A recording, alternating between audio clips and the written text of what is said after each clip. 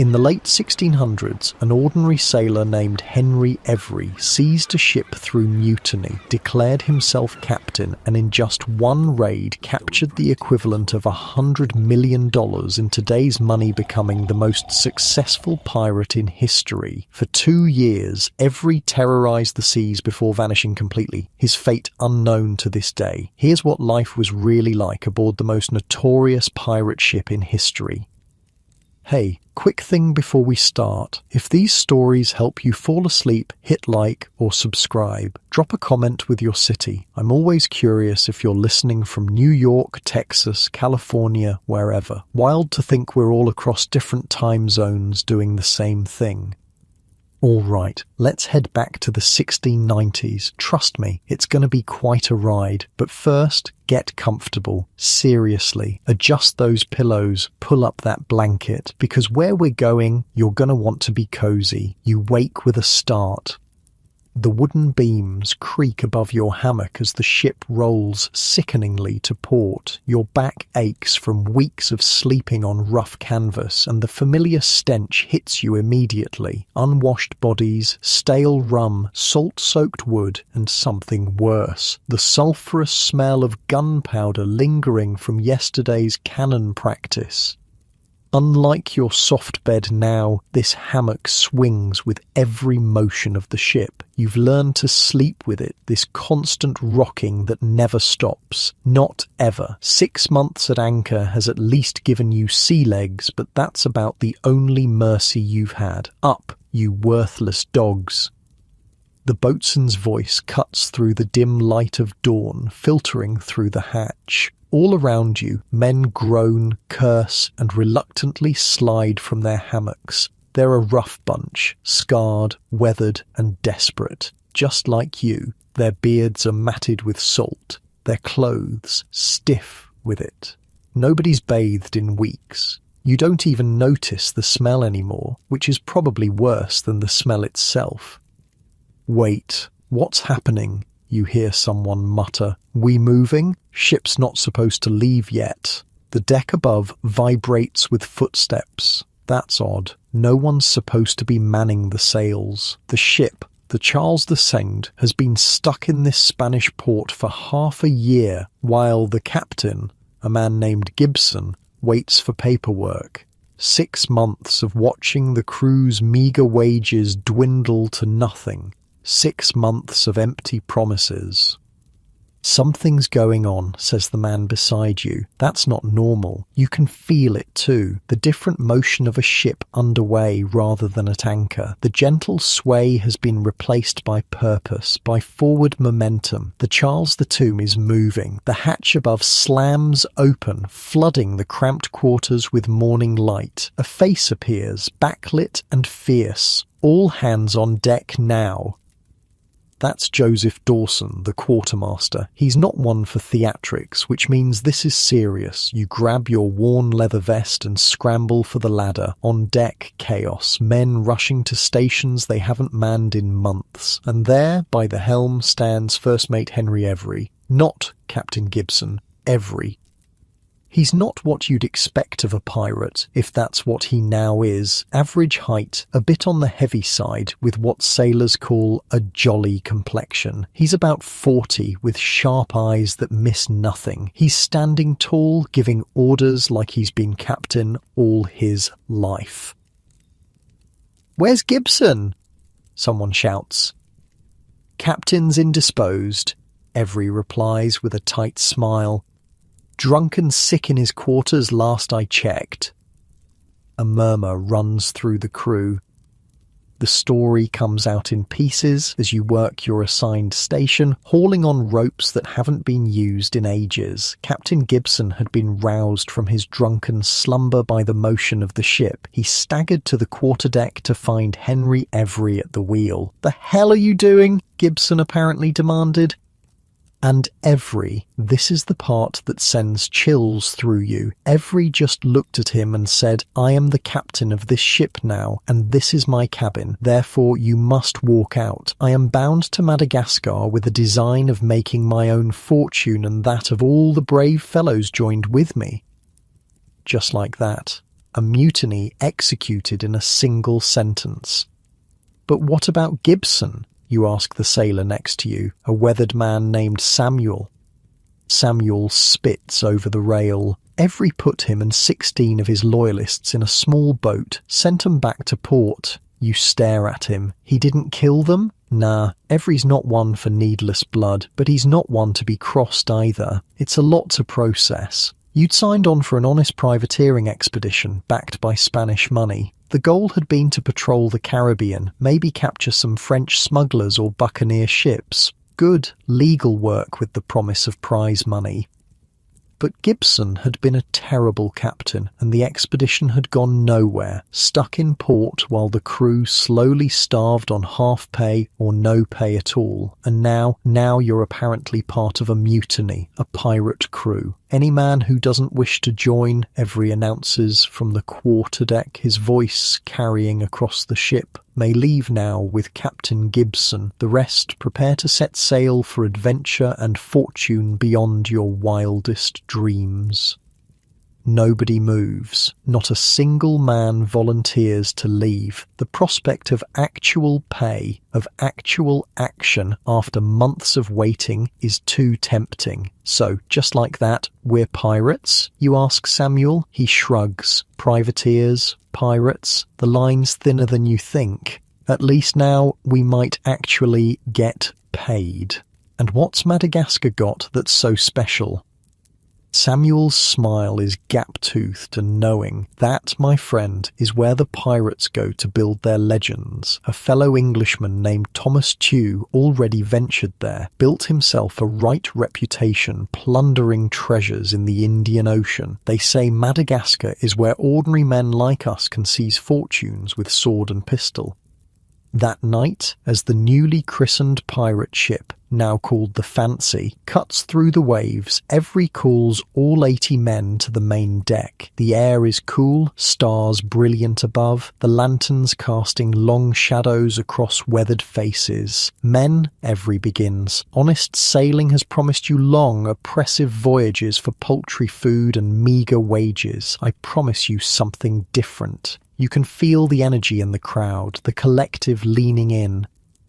Under my command, we'll live by the pirate code. Our loot will be divided clearly and fairly. No man will go without his share. His eyes sweep across the assembled crew. Unjust captains can be voted out. My own power is checked by our quartermaster, Joseph Dawson. He gestures to Dawson, who nods grimly. Today marks the beginning of our freedom, our fortune, and our legend. The crew erupts in cheers. Even you find yourself shouting, caught up in the moment, in the promise of something better than the half-starved existence you've known. But Samuel, beside you, remains quiet. What's wrong, you ask, when the cheering dies down. Nothing's free in this world, he says quietly. Every has a plan, mark my words, and whatever fortune we find will come at a price. You want to ask what he means, but the crew disperses, men heading to their stations with a new energy, a new purpose. Over the next days, you learn the rhythms of life aboard a pirate vessel. It's not that different from a naval or merchant ship, except for one crucial detail. There's no flogging, no harsh punishments for minor infractions. Every runs a disciplined ship, but he's not cruel. Men are assigned duties based on their skills, not forced into roles they can't handle. The food is still terrible. Salt beef and hardtack, occasionally supplemented with fish caught from the rails. Water turns foul within weeks, taking on a greenish tinge and a smell that makes your stomach turn. Rum becomes the drink of choice, not just for pleasure but for survival. First stop, the Cape Verde Islands, Samuel tells you one morning as you're checking the rigging together. We need provisions if we're going to make it to Madagascar. We're just going to sail into port As pirates? Samuel laughs. No, you fool. We'll fly the English flag, act like any other merchant vessel, get what we need, then be on our way. But that's not what happens. Not exactly. When the Fancy reaches the tropical waters of Cape Verde, Every has a different plan. Rather than dock in port and risk questions, he sets his sights on 3 English merchant vessels anchored in the harbour.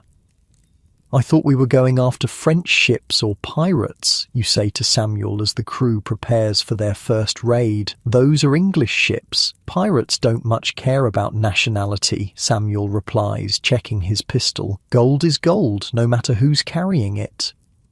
The raid goes surprisingly smoothly. The merchant crews, surprised and outgunned, surrender without much of a fight. Every doesn't allow unnecessary violence. Another surprise. The pirates take salt beef, fish and other provisions. Every even makes an offer to the impoverished merchant crews. Join him and share in the fortunes to come. 9 sailors accept on the spot. The rest are left with their ships intact, minus some cargo. "That was civilized," you say to Samuel afterward. Every smart. Unnecessary bloodshed brings unwanted attention. Besides, those merchant sailors will spread the word. Henry Every, the gentleman pirate, makes the next raid easier when your prey doesn't expect to be slaughtered. As the Fancy continues its journey, you begin to understand the pirate social structure. It's nothing like the rigid hierarchy of naval vessels. On a pirate ship, major decisions are voted on by the entire crew. The captain has absolute authority only in battle, when quick decisions mean the difference between life and death. Every explains the rules one evening as the crew gathers for the evening meal, such as it is, hardtack soaked in broth to make it chewable. "Each man signs the articles," he says, "and each man has equal say, share and share alike for provisions. When we take a prize, proper shares will be distributed." "What's the split?" someone calls out. "Captain and quartermaster each get 2 shares. Every answers. "Specialists, like the master, boatswain and gunner, receive a share and a half. Officers get a share and a quarter. All other crew receive 1 share. It's more equitable than any arrangement you've seen on merchant or naval vessels where common sailors might work for years without seeing significant pay. "And if we don't like how things are run?" another voice asks. "Then you call for a vote," Every replies simply. "No man is above the crew's judgment, not even me." There's murmuring at this. It's a revolutionary concept in an age where captains rule their vessels like gods. Days turn to weeks as the Fancy cruises into the turquoise waters of West Africa. One morning, Every calls you and several others to the quarterdeck. His face is serious, his eyes hard. "We're approaching what sailors call the Slave Coast," he says without preamble. "I know these waters well." You didn't know much about Every before the mutiny, but bits of information have filtered through the crew. After a stint in the Royal Navy, he made his living here, on this coast, purchasing people from African chiefs and often stealing those same slave traders as well. "Some of you may have moral objections to what happens here," Every continues. "Save them. We need supplies, and this coast offers opportunities." "What kind of opportunities?" you ask, unable to help yourself. Every's gaze is cold. "Profitable ones." Later, Samuel fills in the blanks as you work together repairing a sail. "Every was a slaver before this," he says quietly, making sure no one else can hear. Men and women begged for mercy as he shackled them below deck to starve and wallow in their own waste. Months later, he'd haul out the survivors to be sold on plantations in the West Indies. Your stomach turns. "And now?" Samuel shrugs. "Now he's a pirate captain, but old habits die hard." The next day, the Fancy approaches a verdant harbour on the Guinea coast. Every raises the English flag, a signal of peaceful trading intentions. Soon, a group of local villagers paddle out in canoes, bringing goods to trade. What happens next will haunt you. The moment the villagers are aboard, Every gives a signal. The pirates reveal hidden weapons. The villagers are robbed of their gold, placed in chains, and taken below deck, new cargo to be sold at the next profitable port. "This isn't right," you say to Samuel that night, your voice barely a whisper. "This isn't what I signed on for." "You signed on when you stayed aboard during a mutiny," Samuel reminds you. "But I understand. Not every man has the stomach for slaving, do you?" Samuel is quiet for a long time. "I've done worse to survive," he finally says. "But no, I don't particularly like it." The mood on the ship darkens after that. The human cargo below decks creates a tangible weight, a moral burden that affects even the most hardened sailors. Every seems to sense it. Perhaps that's why, when the coast of Africa falls behind, he orders a change in the ship's very structure. "We're removing the extraneous decks," he announces. "The Fancy will become the fastest vessel on the Atlantic." The crew sets to work, dismantling the extra decks that once held human cargo. Without these decks, the ship becomes lighter, more nimble. Days of hard labour transform the Fancy into a sleek predator built for speed and manoeuvrability, and not a moment too soon. 2 weeks after leaving the African coast, the lookout spots sails on the horizon. 2 Danish privateering ships, heavily armed and loaded with cargo. Battle stations, Every roars, and the ship erupts into activity.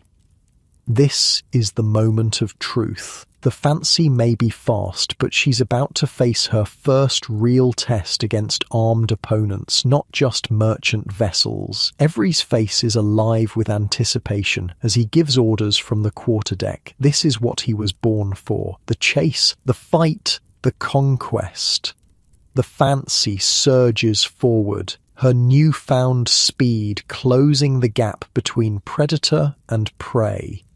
As you help prepare the cannons, Samuel appears beside you, his expression grim.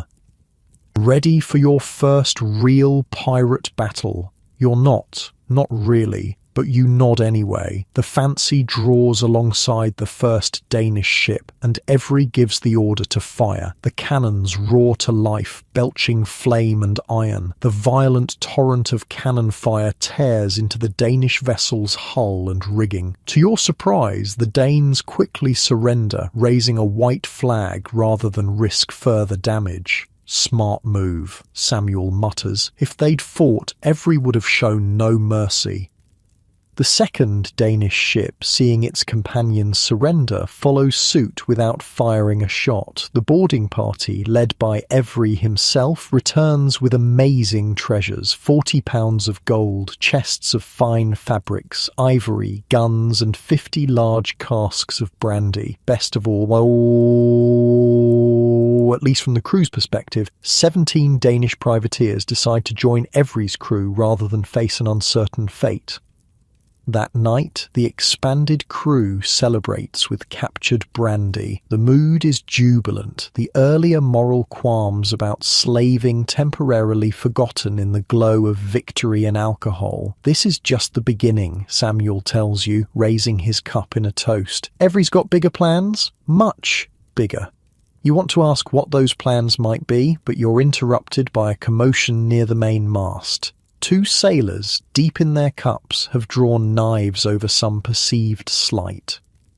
Before anyone else can react, Joseph Dawson, the quartermaster, steps between them. He doesn't draw a weapon, he simply fixes them with a stare cold enough to freeze the Caribbean. "The articles," he says, his voice carrying across the suddenly quiet deck, "forbid fighting among the crew. Put those away or you'll answer to the captain." The men hesitate, then slowly sheathe their blades. Dawson nods. "Good, save your fight for our enemies, there's plenty to go around."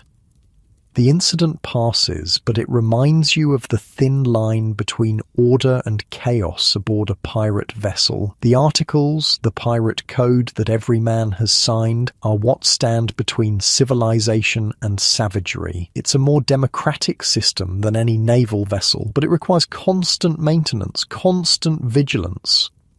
As the Fancy continues its journey, now months underway, you spot something that takes your breath away. Pods of breaching whales, their massive bodies arcing gracefully through the air before crashing back into the sea. It's a reminder that despite the human dramas playing out aboard the ship, you're traversing one of the last great wildernesses on Earth. The ship rounds the Cape of Good Hope, leaving the Atlantic for the Indian Ocean. Cool winds carry the Fancy forward, and at long last the crew spots a distant, friendly harbour on the horizon. Madagascar, Samuel says, pointing to the lush green shores coming into view. Home of seafaring colonies of thieves and killers. Pirate dens. After months at sea, the sight of land, any land, is enough to make the entire crew cheer. But this isn't just any land. This is the legendary pirate haven where men like you might remake themselves, might seize fortunes beyond imagination.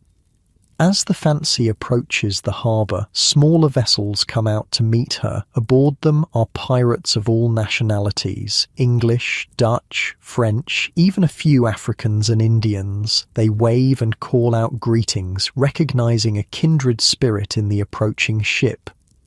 Every stands at the bow, his face impassive but his eyes alert, taking in every detail of his new domain. He's brought the crew this far through mutiny and battle, across thousands of miles of ocean, but you can't help wondering what comes next. The shores of Madagascar are host to a new world, a world operating by its own rules. For a sailor who began this journey aboard a legitimate privateering vessel, you're about to step into the heart of piracy itself. And somewhere out there, across these waters, lies the greatest prize of all, though you don't know it yet, the treasure that will make Henry Every the most successful pirate in history, the treasure that will put a price on his head across 4 continents, the treasure that will make him a legend. Samuel claps you on the shoulder as the Fancy drops anchor in the sheltered bay. "Welcome to your new life, my friend," he says with a grin. "The real adventure is just beginning." The ground feels wrong beneath your feet. After months at sea, your body has forgotten what stillness feels like. You sway slightly, as if the solid earth of Madagascar is still rolling with ocean swells. The sailors around you move with the same awkward gait, sea legs struggling to adapt to land. "Feels like I'm drunk," you mutter to Samuel as you stumble slightly on the beach. "Wait till you actually get drunk," he replies with a grin. "First round's on the captain."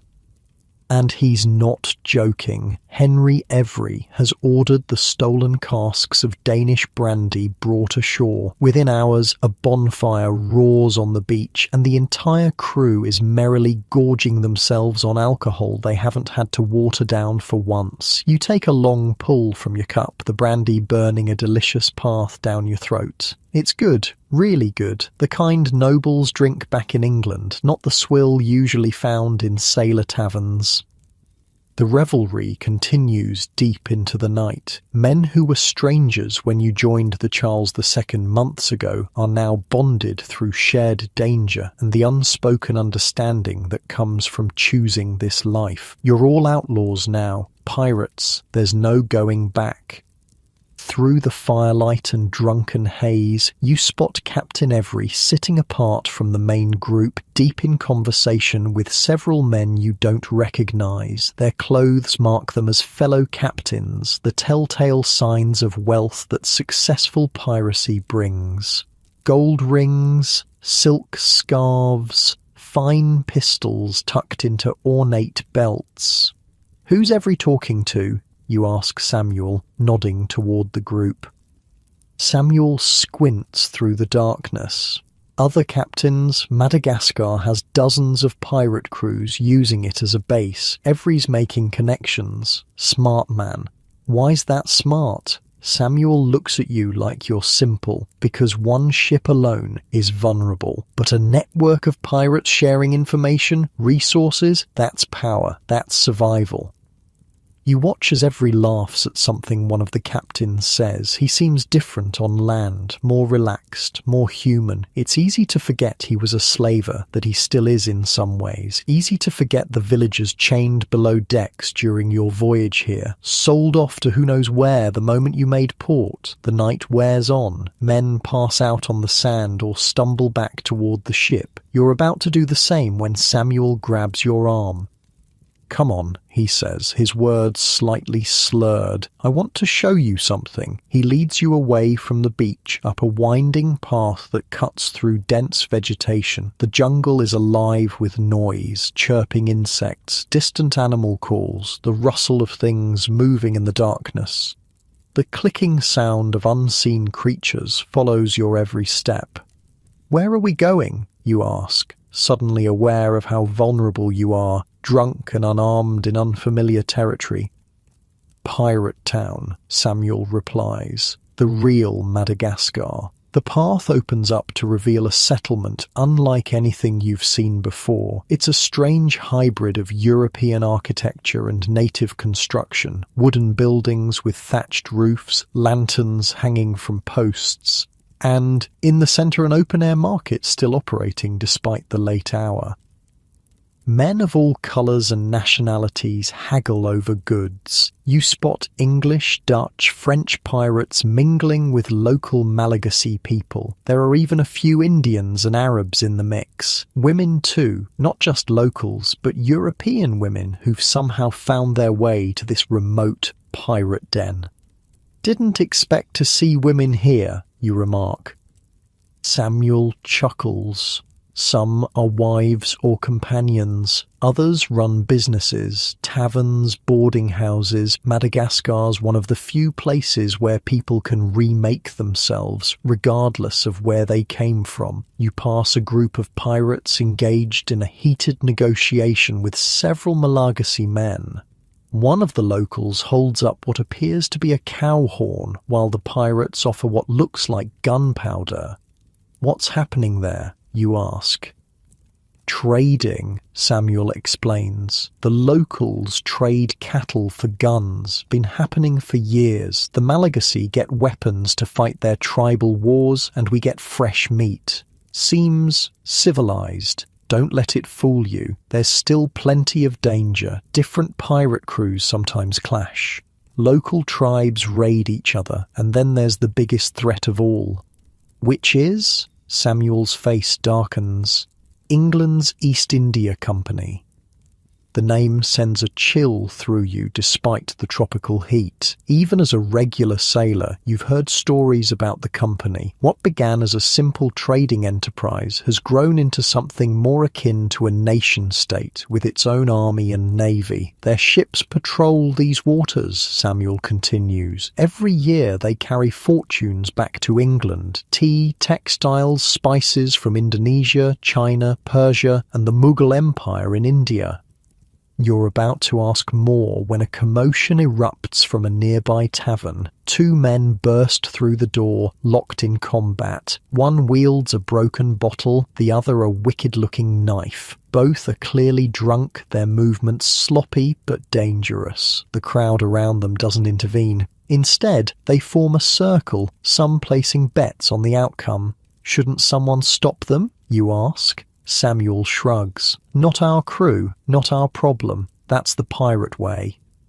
The fight ends abruptly when the man with the knife slips in the mud and falls. His opponent pounces, pressing the broken bottle against his throat. For a tense moment you think you're about to witness a murder, but instead the victor demands the loser's purse, takes it, and staggers away, leaving his opponent humiliated but alive. "See?" Samuel says. "Most pirates would rather take your money than your life. Dead men can't pay debts." The next morning arrives with the special agony only a brandy hangover can deliver. Your head throbs in time with your heartbeat as you make your way back to the fancy. Most of the crew is in similar shape, moving slowly, speaking little. Every, however, seems fresh and alert as he calls the crew to assemble on deck. Some men are missing, likely still ashore or passed out somewhere in the settlement. "While you were all drinking yourselves stupid," Every begins without preamble, "I was gathering information." The crew shifts uneasily. No one likes to be reminded of their excesses in the harsh light of morning. "The East India Company has 3 ships patrolling these waters," he continues. "They've already spotted the Fancy and given chase, but they've reported that she sails so hard now that she fears not who follows her." A murmur of pride ripples through the crew. Their work removing the extra decks has paid off, turning the Fancy into a vessel that can outrun even the company's warships. "But speed alone won't make us rich," Every says. "I've learned of an opportunity, a big one." Now he has everyone's attention, hangovers momentarily forgotten. From the mouth of the Red Sea, a pilgrim fleet will soon return from Mecca, ships laden with treasures and concubines from the Islamic world, bound for India. You glance at Samuel, who nods slightly. This is significant. The largest and most prized vessel in this convoy, Every continues, belongs to the Mughal emperor himself, Aurangzeb. It's called the Ganji Sawai, the exceeding treasure. The name alone sends a ripple of excitement through the crew. Every lets it build before continuing. "Gentlemen, the elegant ruling classes of India adorn themselves with gemstones and gold. This ship will be carrying more wealth than most of you can imagine, enough to make each man here richer than he ever dreamed possible. You can feel it, the shift in energy, the collective hunger that sweeps through the assembled pirates. Even the most hungover men stand straighter now. We set sail in 3 days, Every announces. Prepare the ship, mend the sails, check the cannons. This is our moment. As the crew disperses, buzzing with excitement, you turn to Samuel. Can we really take on a Mughal treasure ship? Won't it be heavily guarded? Samuel's face is serious. Aye, it will. But Every's not stupid. He wouldn't suggest this if he didn't think we could succeed. Over the next few days, the Fancy undergoes a transformation. The crew works with newfound purpose, repairing damage from the long journey, reinforcing weakened timbers, patching sails, and meticulously checking each cannon. You're assigned to work with the gunner, a scarred veteran named Harris, who treats the ship's cannons like beloved children. "These beauties," he tells you as you help him polish a cannon barrel, "will be the difference between life and death, wealth and poverty." "How many do we have?" you ask. 46 guns, Harris replies with pride. "More than enough to deal with merchant vessels, even armed ones. You're not entirely convinced, but keep your doubts to yourself." During these preparations, the crew continues to explore the island. Some men venture into the clicking jungles where they encounter Malagasy natives who regard the pirates with cautious curiosity. You're part of a small group that travels inland one day, ostensibly to hunt for fresh meat, but really to escape the constant work aboard ship. The jungle is unlike anything you've experienced. Dense, humid, alive with sounds and smells that have no equivalent in England. Your group stumbles upon a Malagasy village where, after some initially tense moments, the locals welcome you. Through a mixture of broken English, gestures and improvised sign language, you establish a primitive form of communication. The village chief, a dignified man with intricate scars decorating his arms, seems particularly interested in your weapons. He points to your pistol, then mimics shooting. "I think he wants to trade," says one of your companions, a former merchant sailor named Roberts. "For what?" you ask. The answer comes when the chief gestures to a pen containing several cattle. The message is clear: guns for beef. Roberts considers this, then nods. Tell Every. This could be useful. Fresh meat before a long voyage is worth its weight in gold. When you return to the Fancy and report the encounter, Every immediately grasps the opportunity. The next day, he personally leads a delegation back to the village, bringing several old muskets and powder. He returns with 5 cattle, which are promptly slaughtered and prepared for the journey ahead. Smart move, Samuel comments as you both watch the meat being salted and stored. Meat will keep us strong. We'll need our strength for what's coming. The morning of departure arrives with perfect sailing conditions, clear skies and a steady wind. The crew, now rested and provisioned, works with practiced efficiency to prepare the Fancy for sea. As the anchor comes up and the sails unfurl to catch the wind, you feel a strange mixture of excitement and dread. Madagascar, for all its wildness, had begun to feel like a haven. Ahead lies uncertainty, danger, and possibly unimaginable wealth.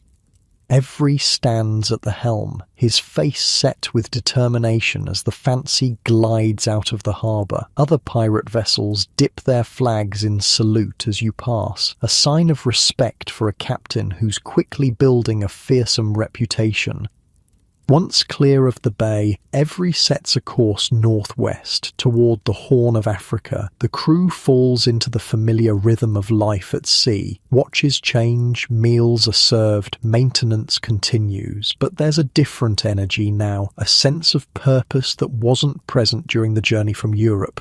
"What do you know about this Mughal emperor?" you ask Samuel one evening as you both lean against the rail, watching the sunset paint the waves in gold and crimson. "Aurangzeb?" Samuel shakes his head. "Only that he's fabulously wealthy and powerful. They say his empire is larger than all of Europe combined. And we're going to steal from him? Doesn't sound wise." Samuel turns to look at you, his face serious in the fading light. "Nothing about this life is wise, lad, but that's why the rewards are so great. The greater the risk, the greater the prize."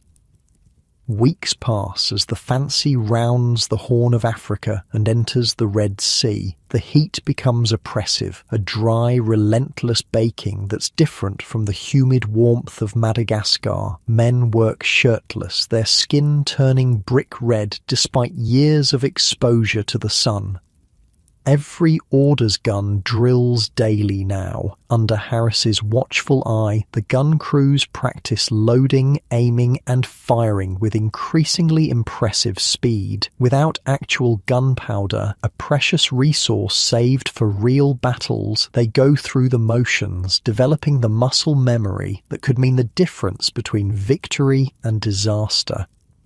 7 volleys in 3 minutes, Harris announces proudly after one particularly successful drill. "Keep that up and nothing on these waters can stand against us." But the Mughal treasure fleet isn't the only concern. The waters around the Horn of Africa are patrolled not just by the East India Company, but by ships from various nations, all potential threats to a vessel flying no recognized flag. The tension reaches its peak when, just days after entering the Red Sea, the lookout spots 3 ships on the horizon flying company colours. "Battle stations." Every orders, his voice carrying across the deck. Your heart hammers in your chest as you run to your assigned gun. Through gaps in the gun ports, you can see the company vessels growing larger as they approach, their gun ports open, ready for action. "They're closing fast," Harris mutters beside you. "Steady now." But Every has other plans. Instead of turning to fight, he orders more sail. The Fancy leaps forward like a living thing, catching a favourable wind and pulling away from the pursuit. For hours, the chase continues. The company ships are well built and fast, but the Fancy, stripped down and sleek, gradually increases the distance between them. By nightfall, the pursuers are merely smudges on the horizon. By morning, they're gone entirely. "See?" Samuel says with a grin as you both watch the empty horizon behind you. Fastest ship on the ocean. Every maintains the punishing pace for days, driving the Fancy deeper into the Red Sea. The coastline to the west changes, becoming more barren, more alien. This is a part of the world few European sailors ever see. Finally, the ship reaches a volcanic island that Every identifies as Perim, positioned at a strategic choke point. Here, he announces, the Fancy will wait for the Mughal treasure fleet to pass. They must come this way, he explains to the assembled crew. The convoy will return from Mecca through these waters. We'll let them pass, then fall upon them from behind. It's a solid plan, but as the Fancy drops anchor in the lee of the island, you notice Samuel looking troubled. "What's wrong?" you ask as the two of you help secure the sails. "Nothing," he says, then sighs. "Just thinking about what's ahead. Taking merchant ships is one thing. Taking on a Mughal treasure fleet is something else entirely. Having second thoughts?" Samuel laughs, but there's little humour in it. "Too late for that, isn't it? We're all in this together now."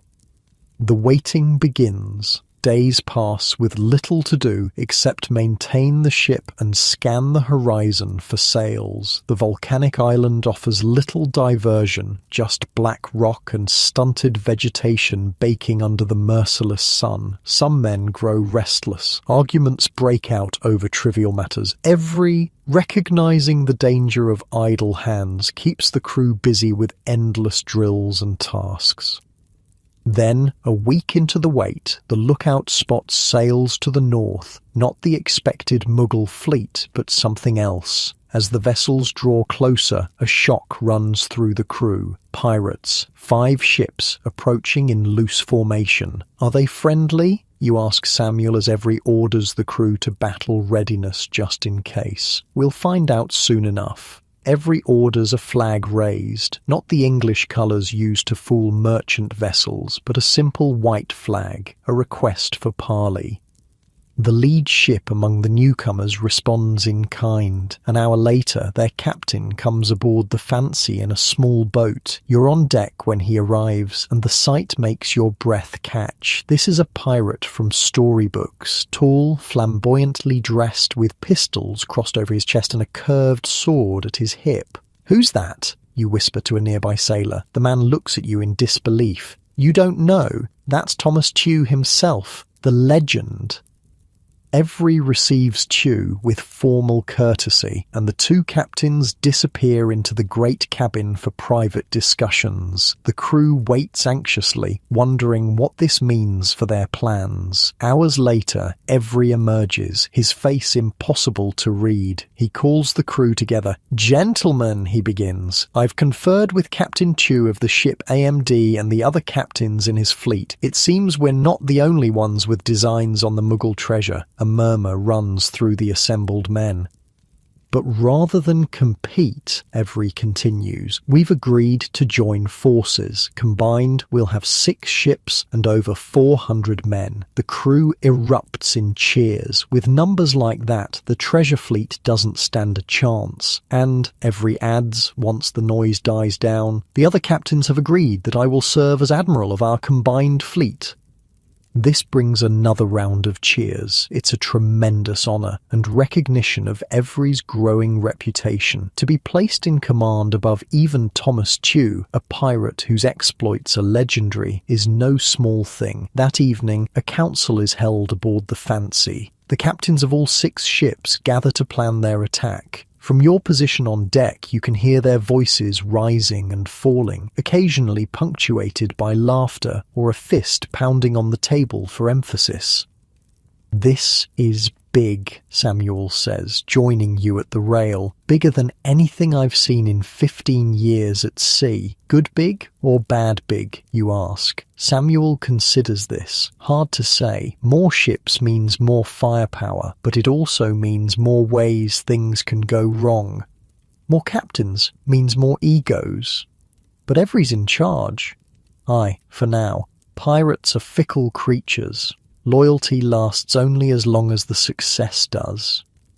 The council concludes late in the night. The next morning, Every addresses the crew again. The plan is set, he announces. We form a blockade across the strait. When the Mughal fleet appears, we attack in coordinated waves. No ship escapes, no treasure is missed. It's a simple strategy, but effective. With 6 ships, they can cover the entire passable width of the strait. And when do we expect them? Someone calls out. Every smile is predatory. Any day now. Keep your powder dry and your eyes sharp. The waiting resumes, but with 5 additional ships anchored nearby, the mood is different. There's a festive atmosphere as boats travel between vessels, crews mingle, and stories are exchanged. Pirates who've raided across different oceans share techniques, boast of conquests, and form new alliances. You find yourself in a boat headed for Chew's ship one afternoon, part of a group sent to trade some of your excess gunpowder for their rum. The AMD is smaller than the Fancy, but no less formidable. As you climb aboard, you're struck by the different feel of the vessel. It's run with a looser discipline than Every ship. The men more boisterous, the atmosphere more chaotic. Chew himself appears on deck as your transaction concludes. Up close, he's even more impressive, a natural commander whose mere presence draws all eyes. So you're Every's men, he says, looking your group over. He runs a tight ship, I hear. Tight enough, replies your group's leader, a seasoned pirate named Walsh. Chew nods approvingly. Good, we'll need discipline for what's ahead. The Mughals won't surrender their treasure without a fight. As your group prepares to return to the Fancy, Chew adds casually, "Tell your captain the wind's changing. I can smell it. The fleet will come soon." Sure enough, that night the wind shifts, blowing steadily from the north. Every orders the Fancy to battle readiness. No one sleeps much, every man too keyed up, too aware of what might appear with the dawn.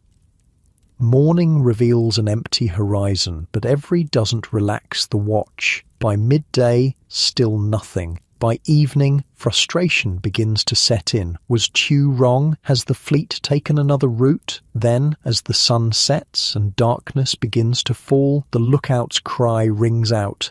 Sails, northern horizon. Many sails. Every is on the quarterdeck in an instant. Telescope trained on the distant shapes. His expression shifts from concentration to satisfaction. "Signal the fleet," he orders. "The Mughal convoy has arrived." The Fancy's lanterns flash messages to the other pirate ships. In response, dim lights flicker across the water as the pirates prepare to spring their trap. But as full darkness descends, something unexpected happens. The lights of the Mughal fleet, which had been growing closer, begin to fade. They're changing course, using the cover of night to slip past the pirate blockade. Damnation, Every curses. They've spotted us. Orders fly across the deck. Anchors are raised, sails unfurled. The pirates give chase, but in the darkness, with an enemy executing evasive maneuvers, it's nearly impossible to maintain contact. By dawn, the bulk of the Mughal convoy has vanished, escaping into the open ocean. But not all of them. The lookout spots 2 stragglers, massive ships that have fallen behind the main fleet. The Fat Muhammad and the Ganj-e-Sawai, Every announces after studying them through his telescope. The escort and the treasure ship itself, they haven't escaped yet. A new chase begins. The pirate fleet, led by the Fancy, surges in pursuit of the 2 Mughal vessels. The sun climbs higher, beating down on men already exhausted from a sleepless night.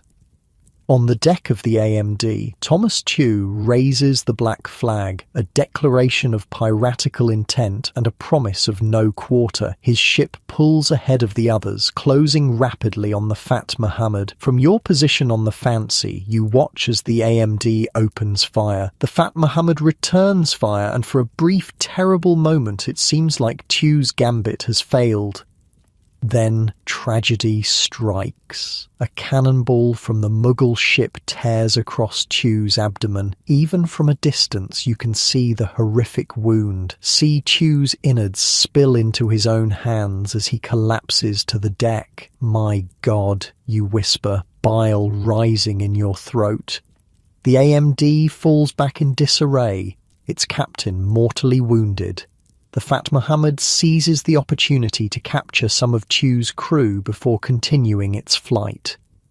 Every watching this unfold sets his jaw. Full sail, he orders. We're taking them both. The Fancy surges forward, leaving the other pirate ships behind. With her superior speed, she closes the gap on the wounded Mughal vessels hour by hour. Night falls again, but the chase continues. No one sleeps. Every man knows what's at stake. When dawn breaks, the Fancy has closed to within striking distance of the Fat Muhammad. Every gives the order to open fire, and the ship's guns roar to life. After some resistance, the Fat Muhammad surrenders. Every frees its prisoners, including Chu's captured men, and plunders its treasure. £40,000 worth of goods are transferred to the Fancy, but the true prize, the Ganges Sawai, still sails ahead. Do we continue the chase? Asks Dawson, the quartermaster. Every's response is immediate. Of course. We didn't come all this way for the appetizer. So the pursuit continues. The Fancy, now heavily laden with the Fat Muhammad's treasure, still manages to close the gap on the Ganges Sawai. It takes days, the Mughal ship fighting for every mile, but finally the moment of truth arrives. As the Fancy pulls within range, you get your first clear look at the Ganges Sawai. It's enormous, far larger than the Fancy. Through a borrowed telescope, you count at least 62 guns. The deck swarms with hundreds of armed men. We're outnumbered 5-1, you say to Samuel, unable to keep the fear from your voice. Samuel nods grimly, and they have twice our firepower. Then why are we doing this? It's suicide. Before Samuel can answer, Every gives the order to prepare for battle. The Fancy's gun ports open, cannons run out. Every man takes his station, fully aware of the odds against them. You look at Every, standing tall on the quarterdeck. His face shows no fear, no doubt, only determination. He can't resist, Samuel says, following your gaze. No true pirate could. That ship represents everything we've ever dreamed of. Enough wealth to vanish forever, to live like kings. As the Fancy moves into firing position, the tension aboard ship is thick enough to cut with a knife. This is the moment every pirate aboard has been sailing towards since the mutiny all those months ago. Every raises his hand, ready to give the order that will commit you all to battle against overwhelming odds. The fate of every man aboard hangs on what happens in the next few minutes. Fire. Every shouts, and the world explodes into chaos. The Fancy's broadside tears through the air, and you hold your breath, waiting to see the impact. The Ganges Sawai absorbs the volley, its massive hull shuddering but holding. Immediately, the Mughal ship prepares to return fire, gun ports opening along its side like a row of hungry mouths. "Brace!" Harris shouts beside you, and you grip the nearest support, preparing for the devastating reply.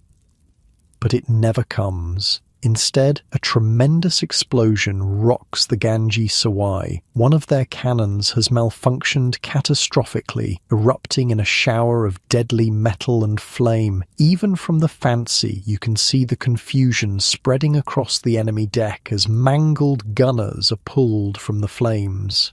"That's fortune smiling on us, lads," Every bellows from the quarterdeck. "Reload and fire at will." The gun crews work with frenzied efficiency, ramming powder and shot down smoking barrels. The Fancy's cannons roar again, and this time a fateful cannonball strikes the main mast of the Ganges Sawai. The giant wooden pillar cracks, and the rigging begins to topple, splintering as it comes down. My God, Samuel breathes beside you. We might actually win this. The Mughal ship, its sailing power crippled and gun deck in chaos, begins to lose momentum. The Fancy pulls closer, close enough now to see individual faces on the enemy deck. You can make out elaborate uniforms, turbans, the glint of fine weapons. These aren't simple sailors, they're elite guards protecting their emperor's treasure. Prepare to board. Every shouts, and grappling hooks appear in the hands of the most battle-ready pirates. Your heart hammers against your ribs. You've never boarded an enemy vessel before, never engaged in the kind of hand-to-hand combat that's about to erupt. The pistol in your belt and the short sword at your side suddenly feel inadequate against the hundreds of defenders waiting on the Ganj-i Sawai. Stay close to me, Samuel tells you, checking his own weapons. Do exactly as I do, and we might live through this. The ships draw alongside each other, the Fancy now dwarfed by its massive opponent. Grappling hooks sail through the air, biting into the Mughal ship's rail, pulling the vessels together with creaking reluctance. Board! Every shouts, and the pirates surge forward, climbing across the narrow gap between ships, swarming up the sides of the Ganj-i Sawai like ants on sugar. You follow Samuel, scrambling over the rail and landing on the enemy deck in a crouch. Immediately, the world dissolves into chaos. The air fills with desperate shouts in unfamiliar languages, the sharp crack of pistols, the clash of steel on steel. Through plumes of gunsmoke, you see your fellow pirates charging through the Mughal defenders. Despite being outnumbered, the pirates fight with the ferocity of men who know defeat means death. Every himself is in the thick of it, pistol in one hand, sword in the other, cutting a path toward the captain's quarters. A defender rushes at you, curved sword raised high. Time seems to slow. You've never killed a man before, never really thought about what it would mean to do so, but your body reacts before your mind can catch up. You sidestep, bringing your own blade up in a desperate parry.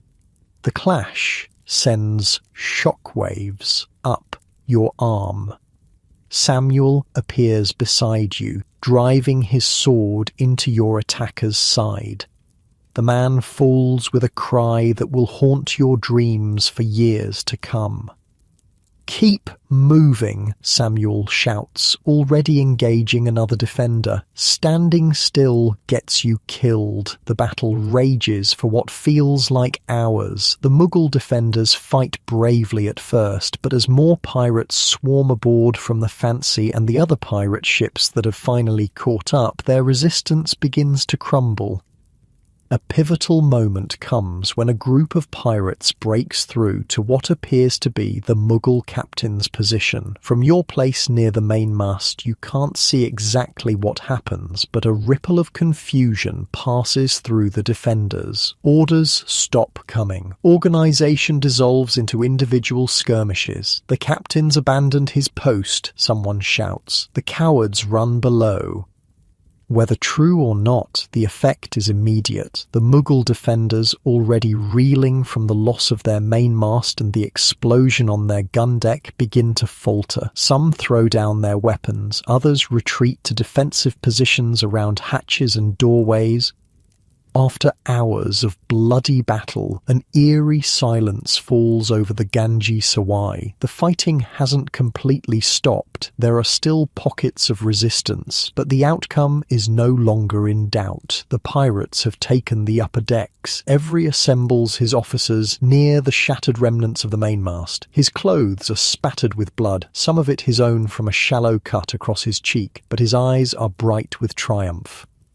"Secure the prisoners," he orders, "then find the treasure. Every inch of this ship is to be searched. These Mughals are clever. They'll have hidden the best pieces." You find yourself assigned to a search party led by Dawson, the quartermaster. As you descend below decks, the true horror of the battle becomes apparent. Bodies litter the passageways. Defenders mostly, but some pirates too. The air is thick with the metallic scent of blood and the acrid smell of gunpowder.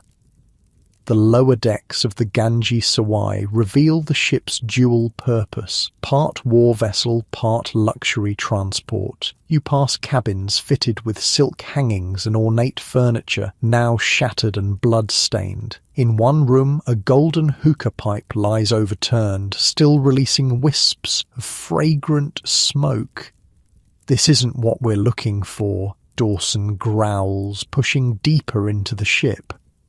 Your group reaches a heavy door with elaborate lock mechanisms. Two pirates step forward with axes, breaking through the wood with practiced efficiency. Inside is a sight that steals your breath. Chests and crates stacked floor to ceiling. Dawson pries open the nearest chest, and the room fills with a golden glow. Inside, coins and jewellery glitter in the lantern light, each piece worth more than most sailors would see in a lifetime.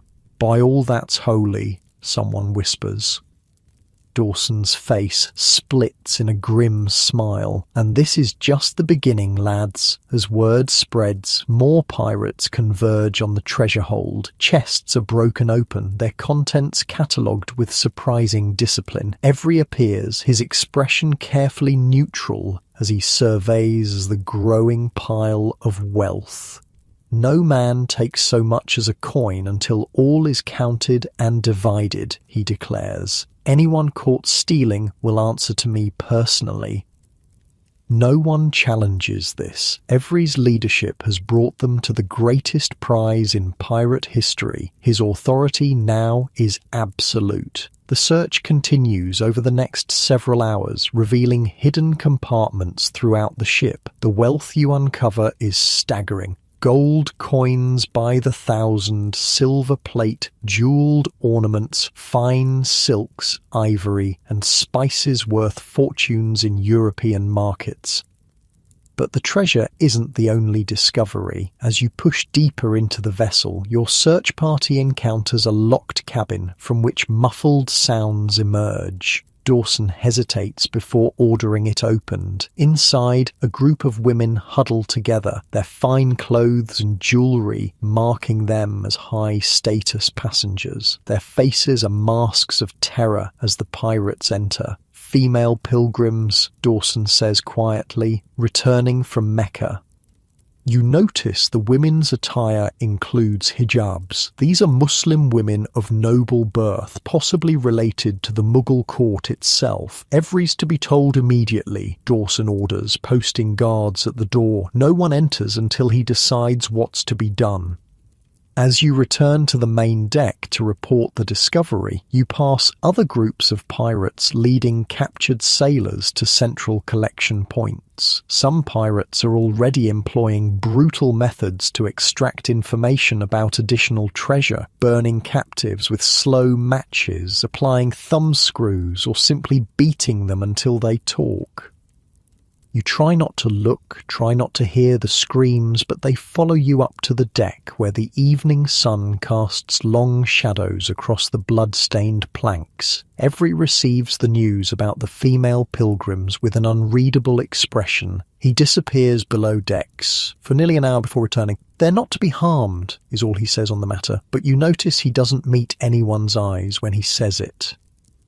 Night falls on the captured Ganges Sawai. Lanterns and torches cast wavering light across the scene as pirates continue the methodical process of transferring treasure to the Fancy and the other pirate vessels that have now caught up. The work is exhausting but exhilarating. Every chest, every bag contains wealth beyond imagination. You're helping load a crate of silver onto a boat for transfer when you notice Samuel standing at the rail, staring out at the black ocean. "We did it," you say, joining him. "We actually did it." Samuel doesn't immediately respond. When he does, his voice is unnaturally flat. "Aye, we did. What's wrong? We're rich. Richer than we ever dreamed possible." Samuel turns to look at you, his face half illuminated by a nearby torch. "You ever wonder about the cost? Not in blood. That's the price of our trade. But the other cost. You don't understand, and your confusion must show. "The things happening below decks right now," Samuel continues, "the things every's turning a blind eye to, that's the real price we're paying." Before you can ask what he means, a commotion erupts nearby. Two pirates are arguing over a jeweled dagger, each claiming it as personal loot rather than part of the communal treasure. Dawson appears as if from nowhere, separating the men with practiced authority. "Enough all valuable items go into the common stock for fair division. You know the articles," the men grumble, but surrender the dagger. Dawson's role as quartermaster includes maintaining discipline and ensuring fair treatment of the crew, particularly important now, with temptation all around.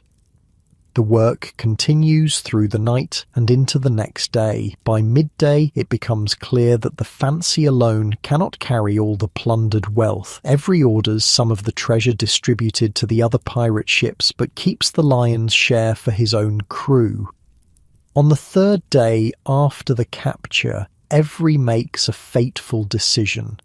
With the treasure secured and the Ganji Sawai stripped of everything valuable, he orders the prisoners released and the Mughal ship set adrift.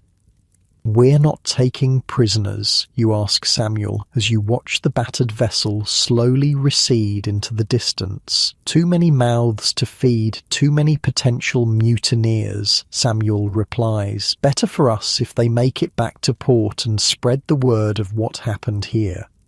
"Won't that bring the Mughal navy down on us?"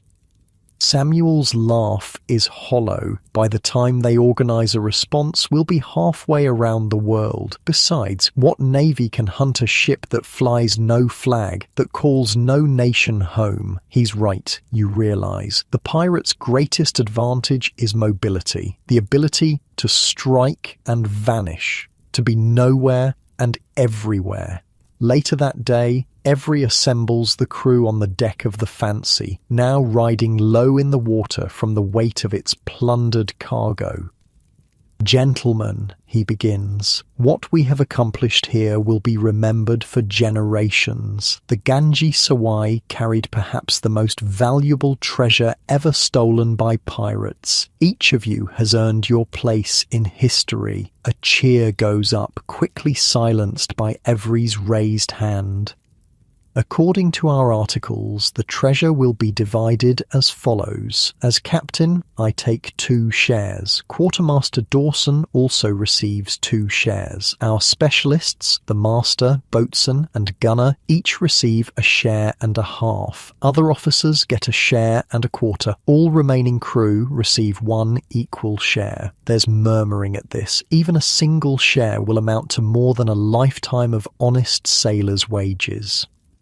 Division will begin tomorrow, Every continues. Until then, extra rum rations for all. This brings the loudest cheer yet. The crew disperses, buzzing with excitement, already planning how they'll spend their newfound wealth. You find yourself by the rail again, trying to comprehend how your life has changed.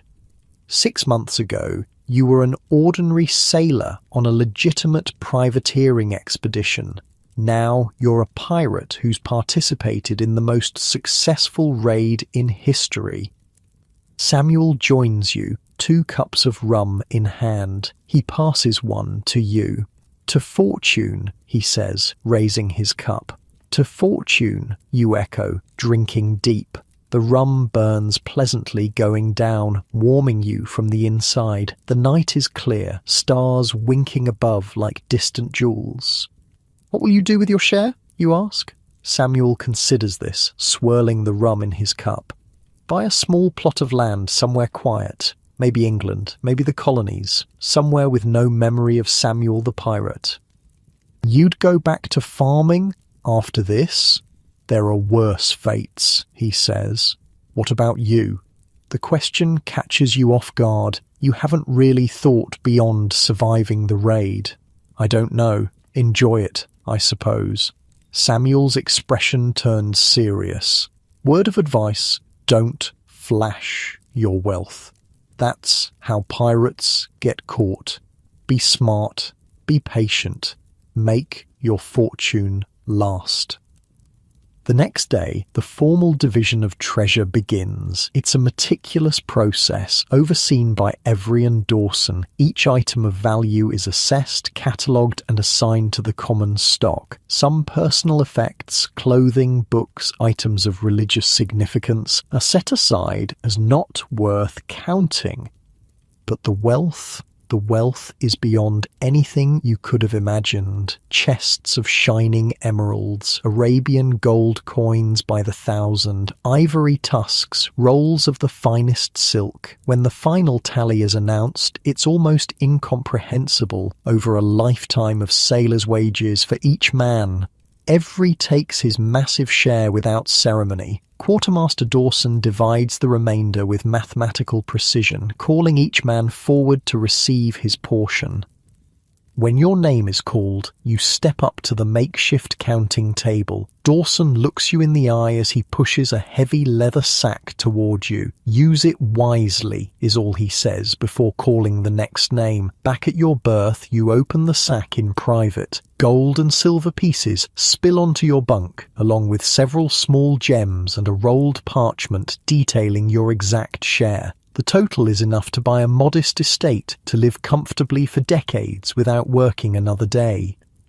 You're still staring at the wealth when Samuel finds you. "Put that away," he hisses, glancing around to ensure no one else is watching. "Are you trying to get your throat cut?" Hastily, you scoop the treasure back into its sack, concealing it beneath your hammock. "Sorry, it's just... I know." Samuel sighs, his irritation fading. "Overwhelming, isn't it? Just be careful. Not every man aboard has your honest nature." Over the next few days, the mood aboard the Fancy shifts. The shared purpose that united the crew during the raid begins to fracture, replaced by individual concerns. Men who've spent lives in desperate poverty now possess more wealth than they know how to manage. Some drink heavily, celebrating their good fortune. Others become paranoid, guarding their shares with obsessive vigilance. Every, sensing the changing atmosphere, announces the ship's next destination, a port where the crew can enjoy their newfound riches in safety. "We've taken the greatest prize any pirate could hope for," he declares from the quarterdeck. "Now we must ensure we live to enjoy it." We sail for Nassau, a quiet backwater in the Bahamas, known for its corrupt governor and lack of naval presence, a perfect haven for pirates flush with wealth and seeking to disappear. The journey is long, nearly 7 months of sailing across the Indian Ocean, around Africa and across the Atlantic. The crew's initial euphoria fades, replaced by the mundane reality of life at sea. There are still watches to stand, sails to trim, decks to scrub. Along the way, the Fancy makes several stops. Near Madagascar, the ship takes on 90 slaves, not for treasure this time, but as an investment to be sold later. It's a grim reminder that despite the democratic aspects of pirate life, many of these men still view human beings as commodity. Later, the ship pauses to hunt sea turtles, providing a welcome change from the monotonous diet of salt meat and hardtack. The massive creatures are hauled aboard, kept alive until needed, then butchered for their meat and eggs. During these long months, you notice changes in Samuel. He grows quieter, more withdrawn. Sometimes you catch him staring at the horizon with an unreadable expression. "Are you unwell?" you ask him one evening as you both stand the night watch. "Oh no," he says after a long pause. "Just thinking about the future, about choices." "What choices?" "The ones we make, the ones we live with." He turns to look at you directly. "The Ganges Sawai. You know what happened below decks after we took it, don't you?" You shake your head slowly. Every watched as his pirates burned and tortured Indian sailors until they confessed the location of all the treasure, Samuel says, his voice flat. The female pilgrims they were forced upon, repeatedly, for days. Several women slit their own throats or drowned themselves, rather than endure it. Horror washes over you. You'd been busy with the treasure, deliberately avoiding the darker corners of the captured ship, but deep down, you'd known or suspected. Every could have stopped it, Samuel continues. He chose not to, and we, all of us, we're part of it now. That blood is on our hands too. You have no answer for this. The weight of it presses down, making the leather sack of treasure hidden in your berth feel suddenly tainted. When we reach Nassau, Samuel says, I'm leaving, taking my share and disappearing. I suggest you do the same.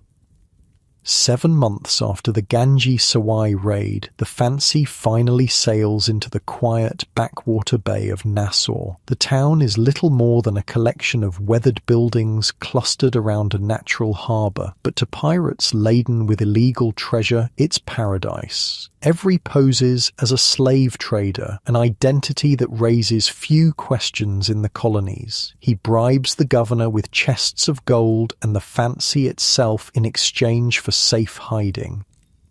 The crew disperses into the decrepit taverns of Nassau, exchanging coins for rum and companionship after months at sea. You follow Samuel's lead, keeping a low profile, spending modestly and making plans for a quiet escape. But one evening, as you share a bottle in a corner of Nassau's dingiest tavern, a stranger enters. He moves differently than the usual clientele, more purposeful, more observant. In his hand is a rolled parchment that he nails to the tavern wall before departing.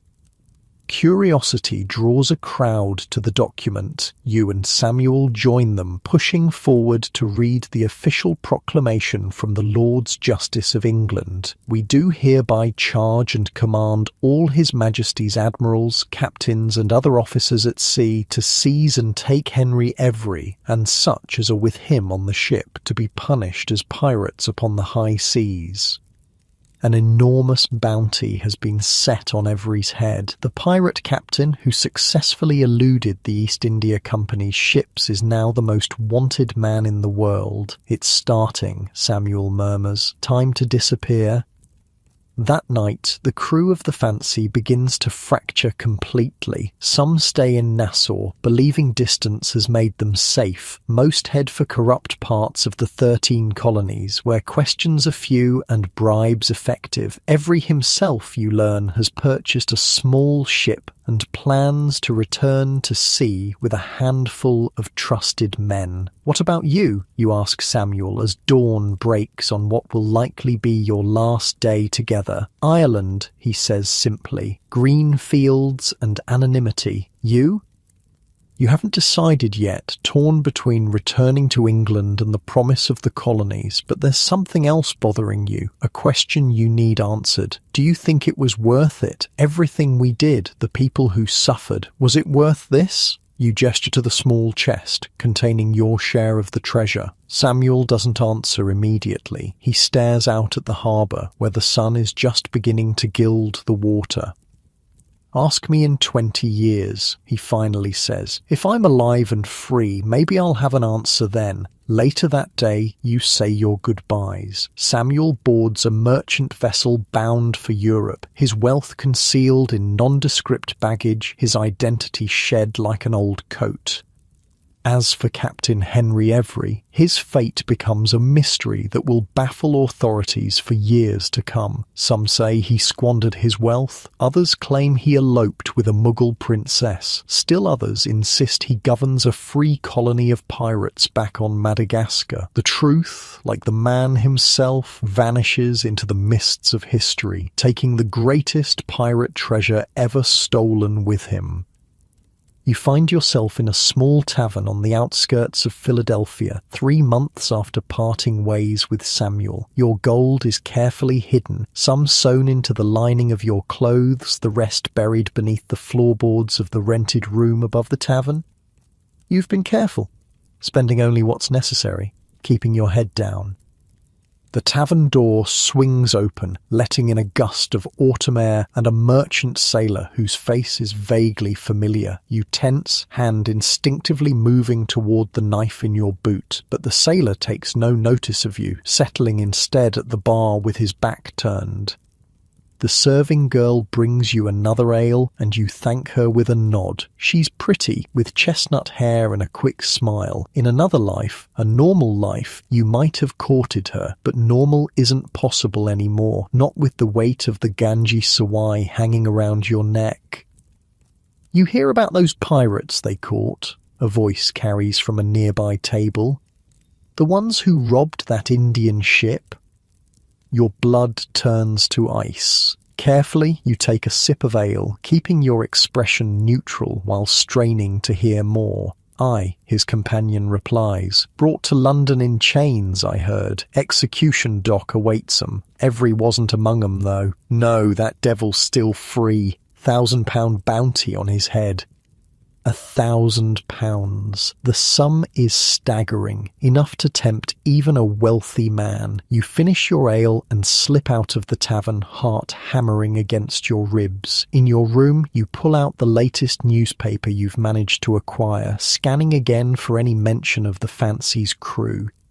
There it is, a small article detailing the arrest of Joseph Dawson, the quartermaster, and a handful of other crew members who had returned to Britain. They're to be tried publicly, an example to all who might consider piracy.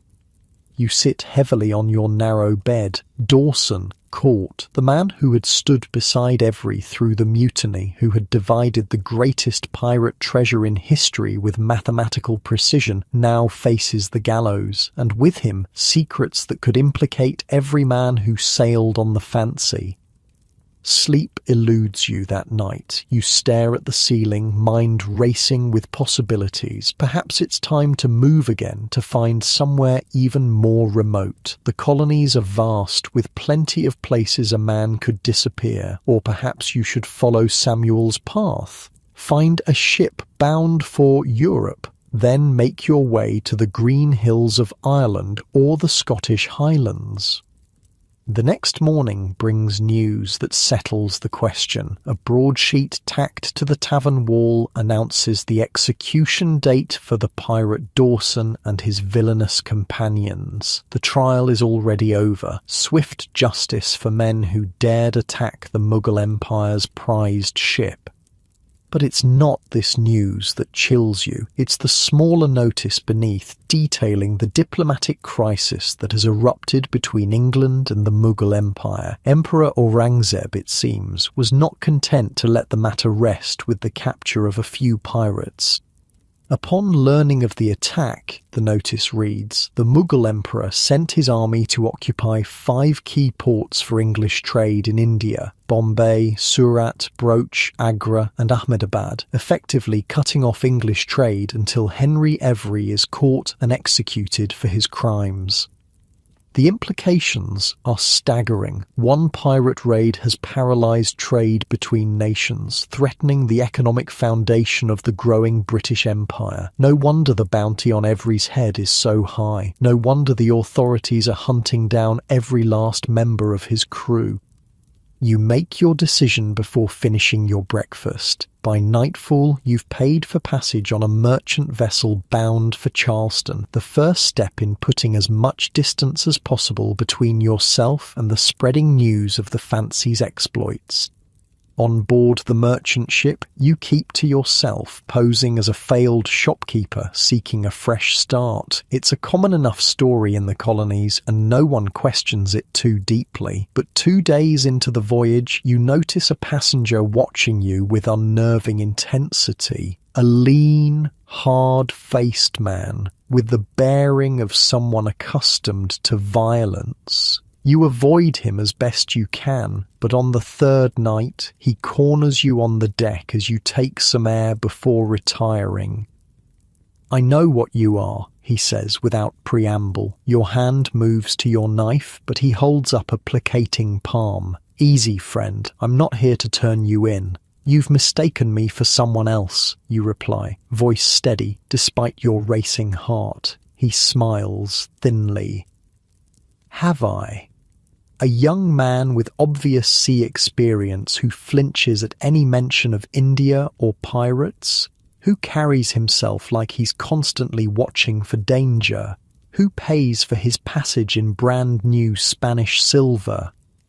Your mistake hits you like a physical blow. The Spanish silver, part of the Ganges Sawai's treasure, you should have traded it for older coins, should have been more careful. "What do you want?" you ask, hand still on your knife. "Information." The man leans against the rail. "I represent certain interests in London who are most eager to locate Captain Every. I don't know where he is."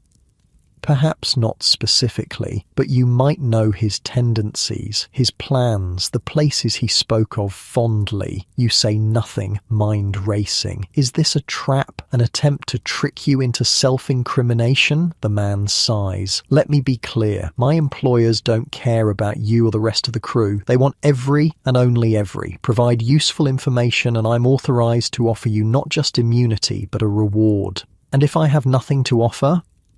His smile doesn't reach his eyes. Then we part ways in Charleston, and I continue my search elsewhere. But consider this, the noose is tightening. Sooner or later, Every will be found. Better to be on the right side of history when that happens. You promise to think about it, a meaningless assurance to end the conversation. That night you lie awake in your narrow berth, turning over your options. You could tell him about Nassau, about Every's plan to purchase a small ship, but that information is months old and likely useless. You could invent something, but lies have a way of unraveling. In the end, you decide on silence. When the ship docks in Charleston, you disembark early and lose yourself in the busy port, leaving the mysterious agent to his fruitless search. For weeks, you move from town to town along the colonial coast, never staying more than a few days in any place. News travels slowly in the colonies, but it travels. In a Philadelphia print shop, you read about the East India Company filing an insurance claim for $350,000 to cover the losses from the Ganges Sawai raid. In a Boston tavern, you overhear sailors discussing the Mughal emperor's demand that the amount be doubled. The world, it seems, won't let the fancy's deed be forgotten, and with each passing day the story grows more elaborate, more mythical. In some versions, Every escaped with a Mughal princess. In others, he's established a pirate kingdom on Madagascar. The truth, whatever it might be, is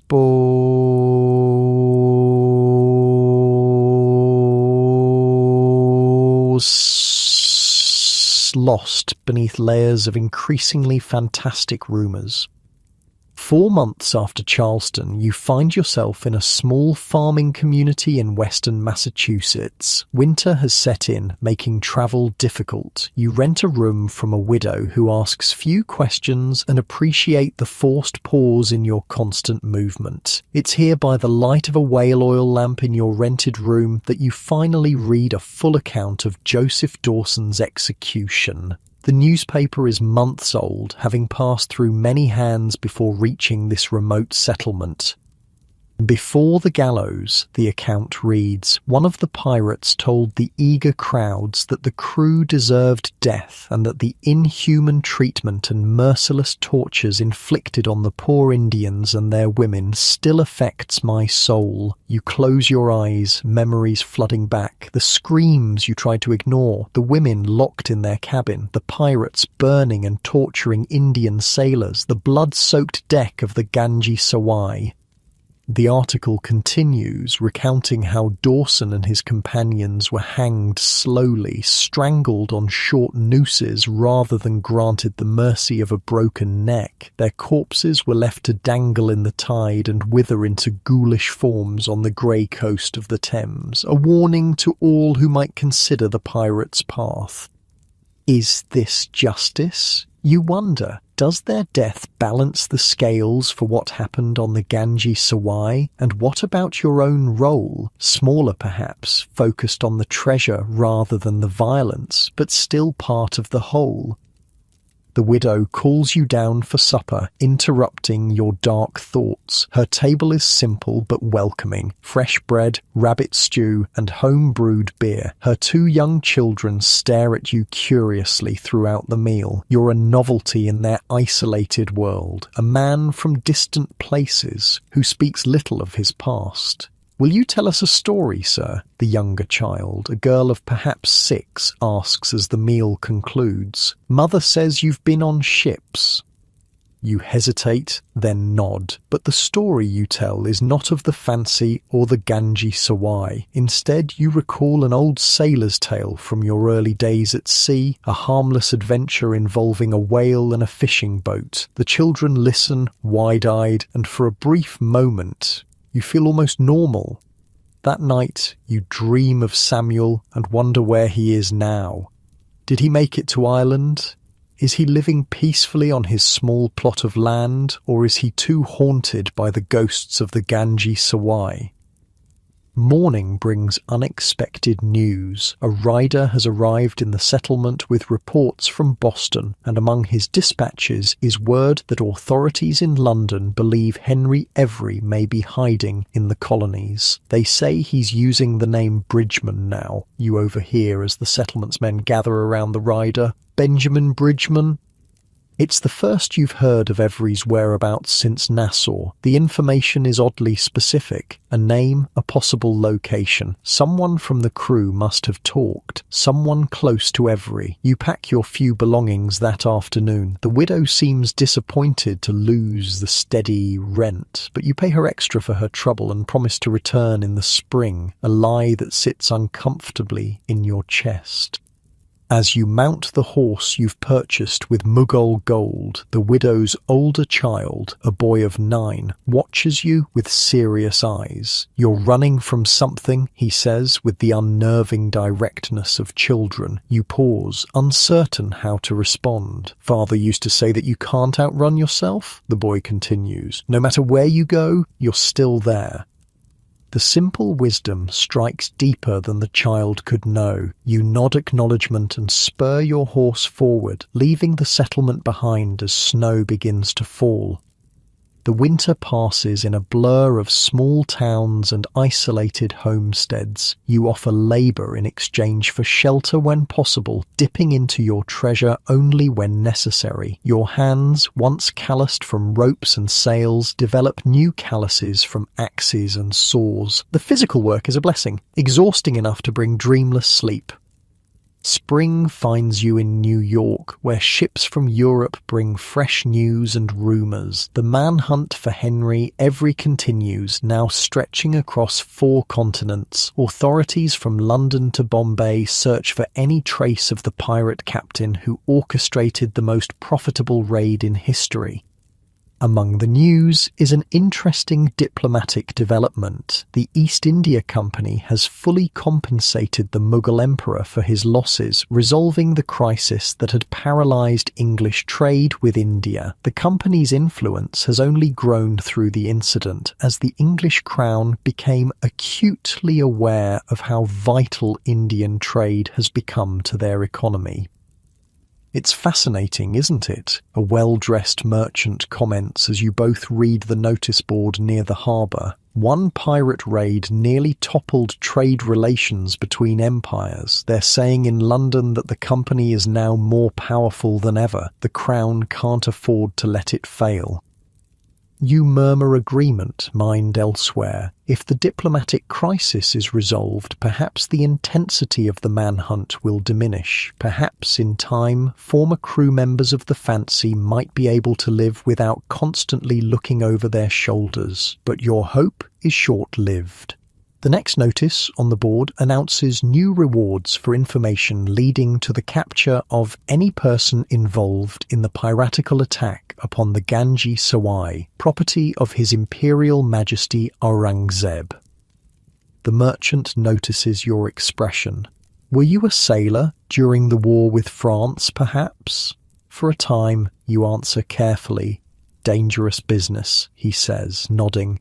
My brother served on a merchant vessel, said he'd rather die than go back to sea. The discipline, the risk, not worth any wage. Some don't have many choices, you reply. True enough. The merchant tips his hat. Good day to you. As he walks away, you study the reward notice more carefully. The amounts offered are substantial, enough to tempt former friends into betrayal. The safe anonymity you've cultivated feels suddenly fragile. That evening, in a dockside tavern buzzing with sailors and dock workers, you overhear a conversation that freezes you mid-drink. They caught another one of Every's men, a sailor announces to his companions, in Charlestown trying to sell emeralds that could only have come from the Ganji Sawai. What happened to him? Someone asks. Shipped back to London in irons. The sailor takes a long drink. Poor bastard will swing by now. Good riddance, another man spits. Those pirates caused nothing but trouble. My cousin lost his position with the company when the Mughals closed the ports.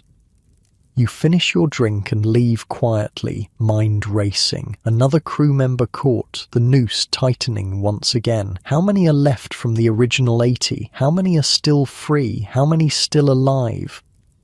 The streets of New York are dark and foggy, perfect for a man who wishes to remain unseen. You walk aimlessly, weighing options that seem increasingly limited. The colonies no longer feel safe. Perhaps it's time to follow Samuel's path after all, find passage to Europe and disappear into the countryside.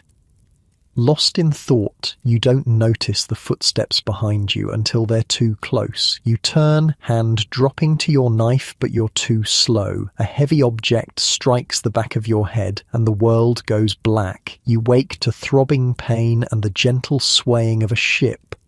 For a disorienting moment, you're back on the Fancy, about to face the Ganji Sawai. Then reality reasserts itself. You're lying on the floor of a small cabin, hands bound behind your back. The door opens, and a familiar face enters, the lean, hard-eyed man from the Charleston-bound ship months ago. You're awake. Good. He settles on a stool, regarding you with clinical interest. Apologies for the rough handling. I couldn't risk you running again. What do you want? Your throat is dry, your voice a rasp. The same thing I wanted before, information about Henry Every, but now I have leverage. I told you, I don't know where he is. The man smiles thinly. Perhaps, but you know something, and you'll tell me everything, or you'll face trial alongside Dawson's other companions. Fear coils in your gut. Dawson was executed months ago. Others await trial. The Crown is in no hurry. They'll hang pirates for years to come if necessary. You test your bonds, tight and professional. I'm not a fool. Once I tell you what I know, what's to stop you from turning me in anyway?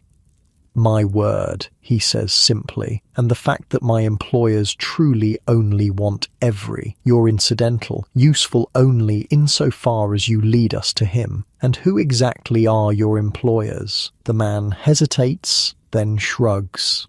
The East India Company, technically, though this operation has unofficial sanction from higher authorities. It makes sense. The company lost fortunes when the Mughal emperor closed the ports. Their reputation suffered. Their stock price fell. They want Every as much for revenge as for justice. I'll need guarantees, you say, mind working furiously. Written assurance of immunity. The man laughs. You're not in a position to negotiate, but he considers you for a moment. I can offer you this. Help me find Every, and I'll ensure you reach any port of your choosing with enough gold to start fresh. No one will know your connection to the Fancy. It's not much of a choice. Cooperate or hang. And yet, the thought of betraying Every, for all his flaws, for all the horror of the Ganges Sawai, sits like poison in your mind. I need time to think, you say. You have until morning, the man replies, standing. We're anchored in the harbour. Consider your options carefully. Alone again, you test your bonds more thoroughly. The knots are expertly tied, the rope high quality. You won't escape that way. The cabin has a small porthole, but it's barely wide enough for a child to squeeze through. The door is undoubtedly locked and guarded. As night falls, you lie on the hard floor, mind racing through possibilities. You could tell the agent about Nassau, about Every's plan to buy a small ship and return to sea, but that information is nearly a year old now. You could invent a false lead, send them chasing shadows while you find a way to escape. But if they discover the deception, your already precarious position would worsen. Or you could tell them the truth, that you genuinely don't know where Every is, that the captain kept his plans close, sharing them only with his most trusted men, that the last you saw him was in Nassau, and beyond that, his fate is as much a mystery to you as to them. Morning comes with no clear answer. The agent returns, accompanied by a silent sailor who brings water and hard bread. "Well," the agent asks after you've eaten and drunk, "have you come to a decision?" You meet his eyes steadily. "I'll tell you what I know, but it isn't much." For the next hour, you recount everything you can remember about Every. His habits, his connections, the places he mentioned fondly. You describe Nassau and the corrupt governor who sheltered the Fancy's crew. You explain the division of treasure and Every's purchase of a small ship. The agent listens intently, occasionally asking questions that probe for details. When you finish, he sits back, expression thoughtful. "Is that truly all?" "All I know," you confirm. Every wasn't the type to share his innermost thoughts with the common crew. The agent nods slowly. Some of this aligns with other reports. Nassau's governor has already been questioned extensively, but the trail goes cold after Every left the Bahamas. Then I've fulfilled my part of the bargain. Indeed, the agent stands. "We'll reach open water by noon. You'll be transferred to another vessel bound for Charleston. From there, you're free to go where you please." "Just like that?" "Just like that. As I said, you're not the prize my employers seek." True to his word, the agent has you transferred to a merchant brig that afternoon. Your hands remain bound until the agent's ship is hull down on the horizon. The captain of the brig, a weathered man with little interest in his unexpected passenger, tells you gruffly that you'll reach Charleston in 3 days, weather permitting.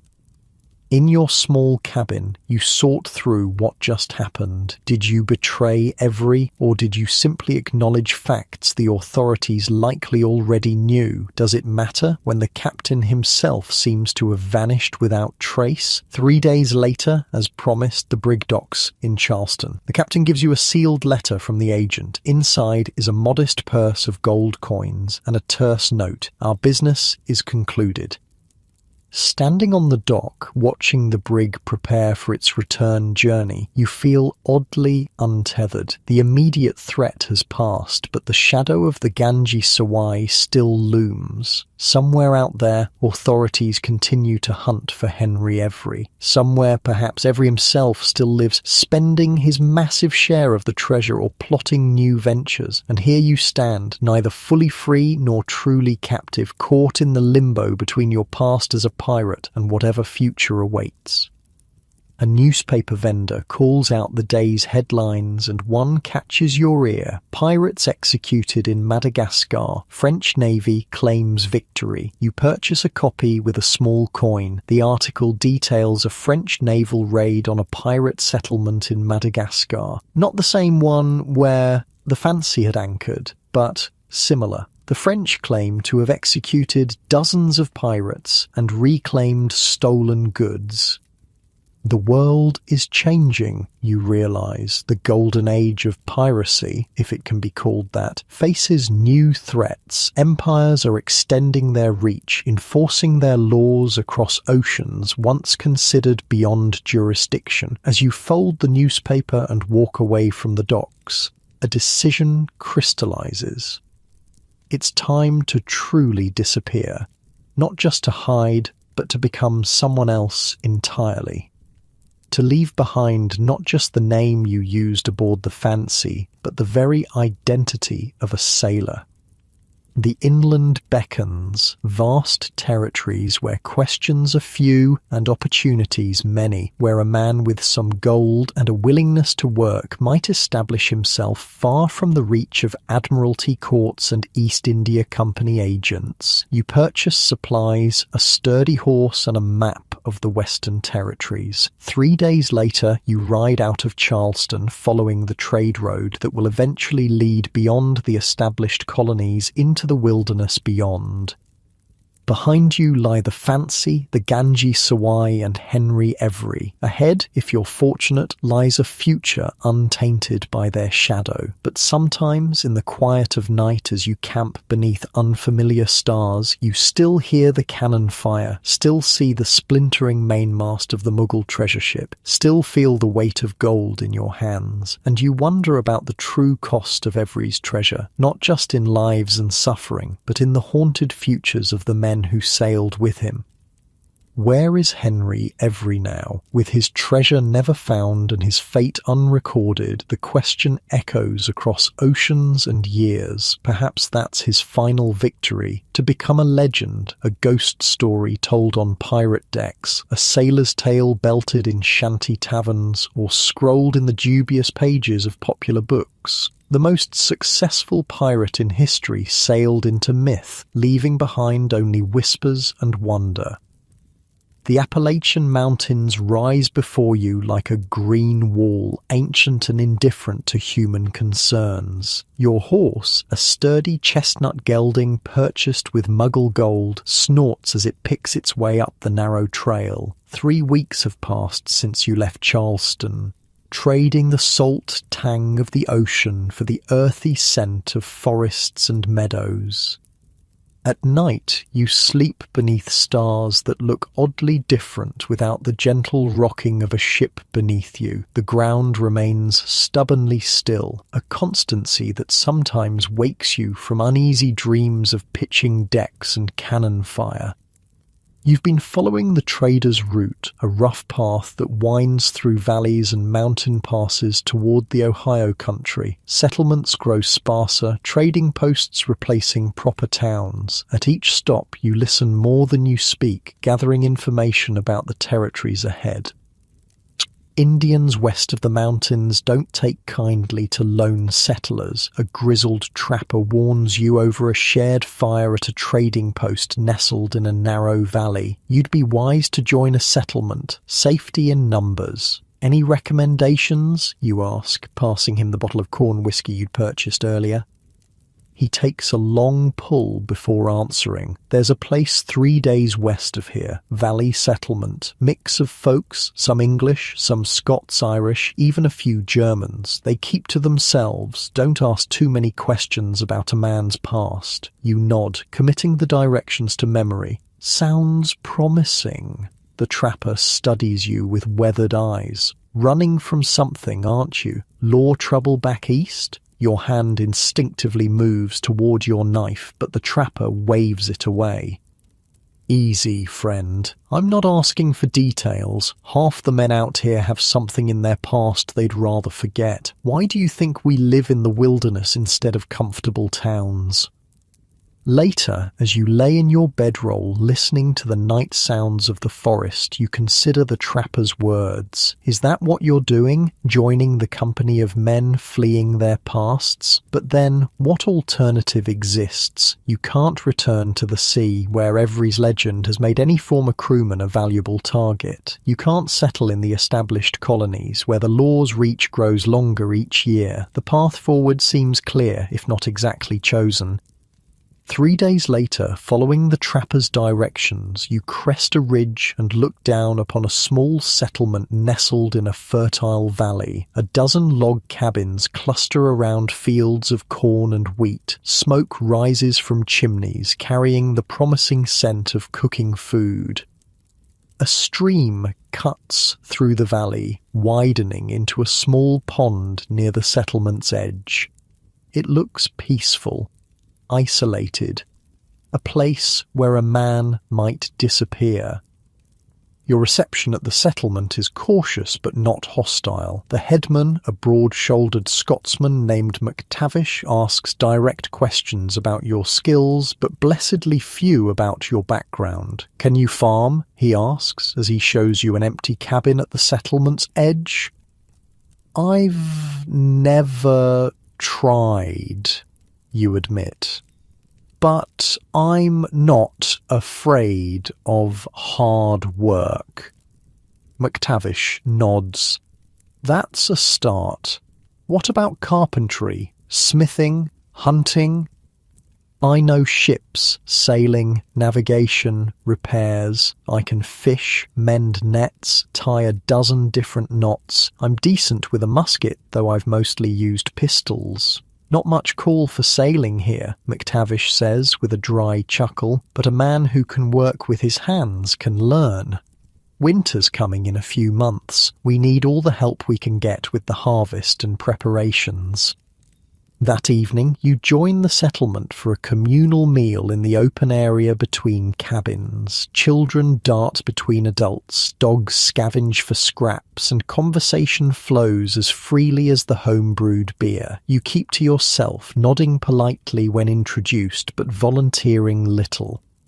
A woman named Sarah, McTavish's daughter, brings you a wooden bowl filled with venison stew. She's perhaps 30, with streaks of grey already threading her dark hair and lines around her eyes that speak of hardship endured. "You're a sailor," she says, not a question.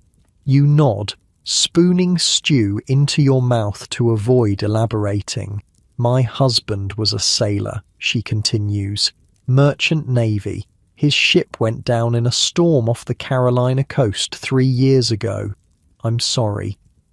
She shrugs, the gesture too stiff to be casual. "Life takes what it takes. I have my son, my father, this community." She nods toward a boy of perhaps 10, playing with other children near the fire. "Thomas has never seen the ocean. Sometimes I think that's for the best."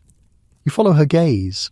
The boy, Thomas, is laughing as he chases another child around the fire. He looks happy, unburdened by the weight of his father's fate. "Sometimes a fresh start is a gift," you offer. Sarah's eyes sharpen, studying you with uncomfortable intensity. "Is that what you're looking for? A fresh start?" Before you can answer, she's called away to help serve more food, but her question lingers in the air between you, demanding an answer you're not sure you have. The next weeks establish a rhythm to your new life. Days are filled with physical labour, helping with the harvest, repairing cabins before winter, hunting game to smoke and preserve. Your body, already hardened by years at sea, develops new strengths, new calluses. You learn to swing an axe, to track deer through dense forest, to read the land as once you read the sea. Evenings bring the community together for meals and stories. You speak little of your own past, crafting a simple tale of a merchant sailor who tired of the sea. No one presses for more. In this frontier settlement, it seems, the present matters more than the past. Sarah and Thomas become fixtures in your daily life. Her cabin is nearest to yours, and she often invites you to share evening meals. Thomas, curious and energetic, peppers you with questions about ships and distant lands. You answer carefully, editing your experiences to remove any hint of piracy or violence. "Did you ever see whales?" Thomas asks one evening as you help him carve a small wooden boat. "Many times," you reply, guiding his hands with the knife, pods of them breaching near the Cape of Good Hope, like mountains rising from the sea, then crashing back down with a splash you could hear for miles. I want to see a whale someday. You study the boy's eager face, so open and untroubled. Maybe you will, but the sea can be dangerous. There's much to be said for solid ground beneath your feet. As autumn deepens, bringing brilliant colours to the forest and crisp frost to the mornings, news from the outside world reaches the settlement. A trader arrives with supplies from the east, salt, ammunition, cloth, and a handful of newspapers from Philadelphia and New York. That evening, as the community gathers to hear the traders' accounts of life beyond their valley, you hang back, nursing a mug of beer and keeping to the shadows. But your ears prick up when the conversation turns to pirates. They're saying the golden age of piracy is ending, the trader announces, warming to his audience. Navy ships patrol the Caribbean now like never before. The old pirate havens, New Providence, Port Royal, they're under government control. Good riddance, someone calls out. Pirates are nothing but thieves and murderers. Aye, mostly, the trader agrees. But there are stories. That English pirate, the one who took the Indian treasure ship, Every, was it?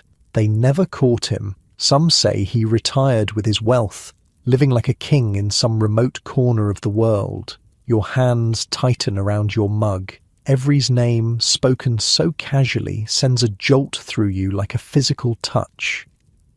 I heard he died penniless, another settler counters, cheated out of his fortune by crooked merchants. The trader shrugs. Who knows the truth of it? But his raid changed things. The East India Company used it to gain more power from the crown, more ships, more authority to police the seas. Piracy has become a hanging offence across all nations. Even foreign pirates are brought to London for trial now.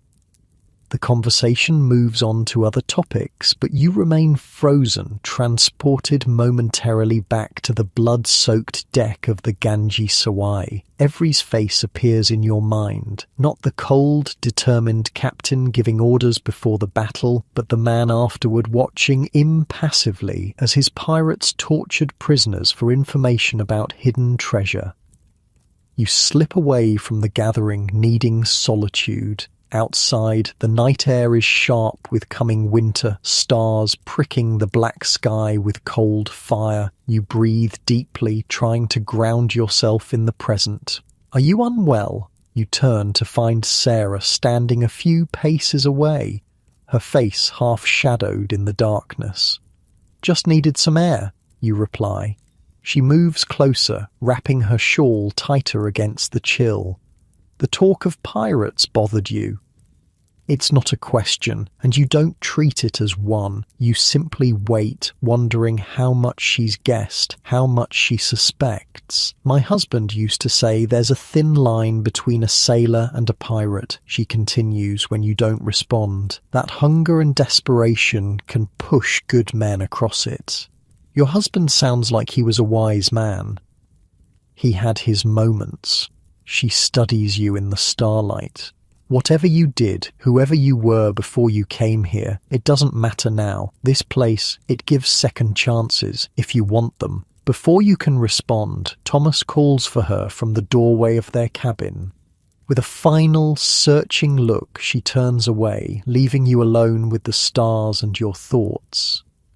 Winter descends on the valley with brutal efficiency. Snow piles against cabin walls, ice forms thick crusts on the stream, and the world narrows to the essential tasks of survival, keeping warm, keeping fed, keeping alive until spring. The settlement adapts with practiced resilience. Hunting parties venture out on clear days, returning with deer and wild turkeys. Women work spinning wheels by firelight, turning wool into yarn. Men repair tools and tell stories of better seasons. You find unexpected peace in this enforced stillness. For the first time since the Ganges Sawai, your mind quiets. The constant vigilance, the looking over your shoulder, these habits slowly loosen their grip. In their place grows something unfamiliar, a sense of belonging. Sarah and Thomas are central to this feeling. Their cabin becomes a refuge from the bitter cold, a place where simple companionship fills the long winter evenings. Thomas teaches you to play checkers with carved wooden pieces. You teach him knots and how to mend fishing nets for spring. Sarah watches, offering dry commentary and warm food. It's during one of these evenings, with Thomas already asleep in his small bed by the fire, that Sarah finally asks the question that has hung between you since your arrival. Who were you before you came here? The cabin is warm and dark except for firelight. Outside, wind howls through barren trees. The moment feels suspended, separated from the world of consequences. I was a sailor, you begin cautiously. And you hesitate, then decide on a version of truth. I was aboard a ship that did something terrible. I wasn't directly responsible, but I was there. I took my share of what came after. Sarah is silent, her face unreadable in the flickering light. I've never harmed women or children, you continue, needing her to understand at least this much. I'm not a monster, but I was part of something monstrous. The Indian treasure ship, she says softly. The one the trader mentioned. Shock freezes you in place. How did you... I notice things, the way you reacted when it was mentioned, how you seem haunted by something specific, not the general ghosts most men carry. She reaches for the poker, adjusting a log in the fire, and you have money hidden in your cabin, more than any ordinary sailor would possess. Fear rises, bitter in your throat. If Sarah has guessed so much, others might too. Perhaps it's time to move on again, to find somewhere even more remote. As if reading your thoughts, Sarah shakes her head. I haven't told anyone. I won't. As I said, this place is about second chances. Why? Why protect me? She considers the question, firelight playing across her features. Because Thomas looks at you like he once looked at his father. Because my father says you're the hardest worker he's seen in years. Because whatever you did before, you've been nothing but decent since arriving here. Relief washes through you, followed quickly by shame at being granted forgiveness you're not sure you deserve. The things that happened on that ship, they were worse than you can imagine. I don't need to imagine, Sarah replies simply. The past is past. What matters is what you do now. It's an absolution you never expected and aren't certain you've earned, but as winter deepens and your place in the settlement grows more established, you begin to consider the possibility that Sarah might be right, that perhaps a single terrible event, no matter how consequential, need not define the entirety of a life. Spring arrives with sudden warmth and explosive growth. The forest turns from brown to vibrant green almost overnight. The stream swells with snowmelt, fields turn muddy, and the settlement bursts with renewed activity. You join the men preparing new ground for planting. Your sailor's hands now calloused in new places from axe handles and hoes. Thomas follows you like a shadow whenever his mother allows, eager to learn everything from fishing to tracking game. Do you think you'll stay? He asks one afternoon as you show him how to set traps for rabbits. The question catches you off guard. In truth, you haven't thought much beyond surviving winter. The idea of permanence, of truly building a life here, is both appealing and terrifying. I might, you answer carefully. Would that be all right with you? Thomas nods vigorously. You could teach me more sailing knots, and maybe build a boat for the pond. And one thing at a time, you laugh, ruffling his hair. First, let's catch dinner. That evening, a rider arrives from the east with news and mail. Most of the settlement gathers around, eager for word from distant family or updates from the colonial capitals. You hang back as usual, but McTavish waves you forward. "Letter came for John Smith," he announces, using the false name you gave upon arrival. Confused and instantly wary, you accept the folded paper. No one should know to reach you here. No one should know the alias you've been using. You wait until you're alone in your cabin before examining the letter. The handwriting on the outside is unfamiliar. The paper good quality but travel-worn. Breaking the simple wax seal, you unfold it with fingers that aren't quite steady. The message inside is brief, unsigned, but you recognize the hand immediately.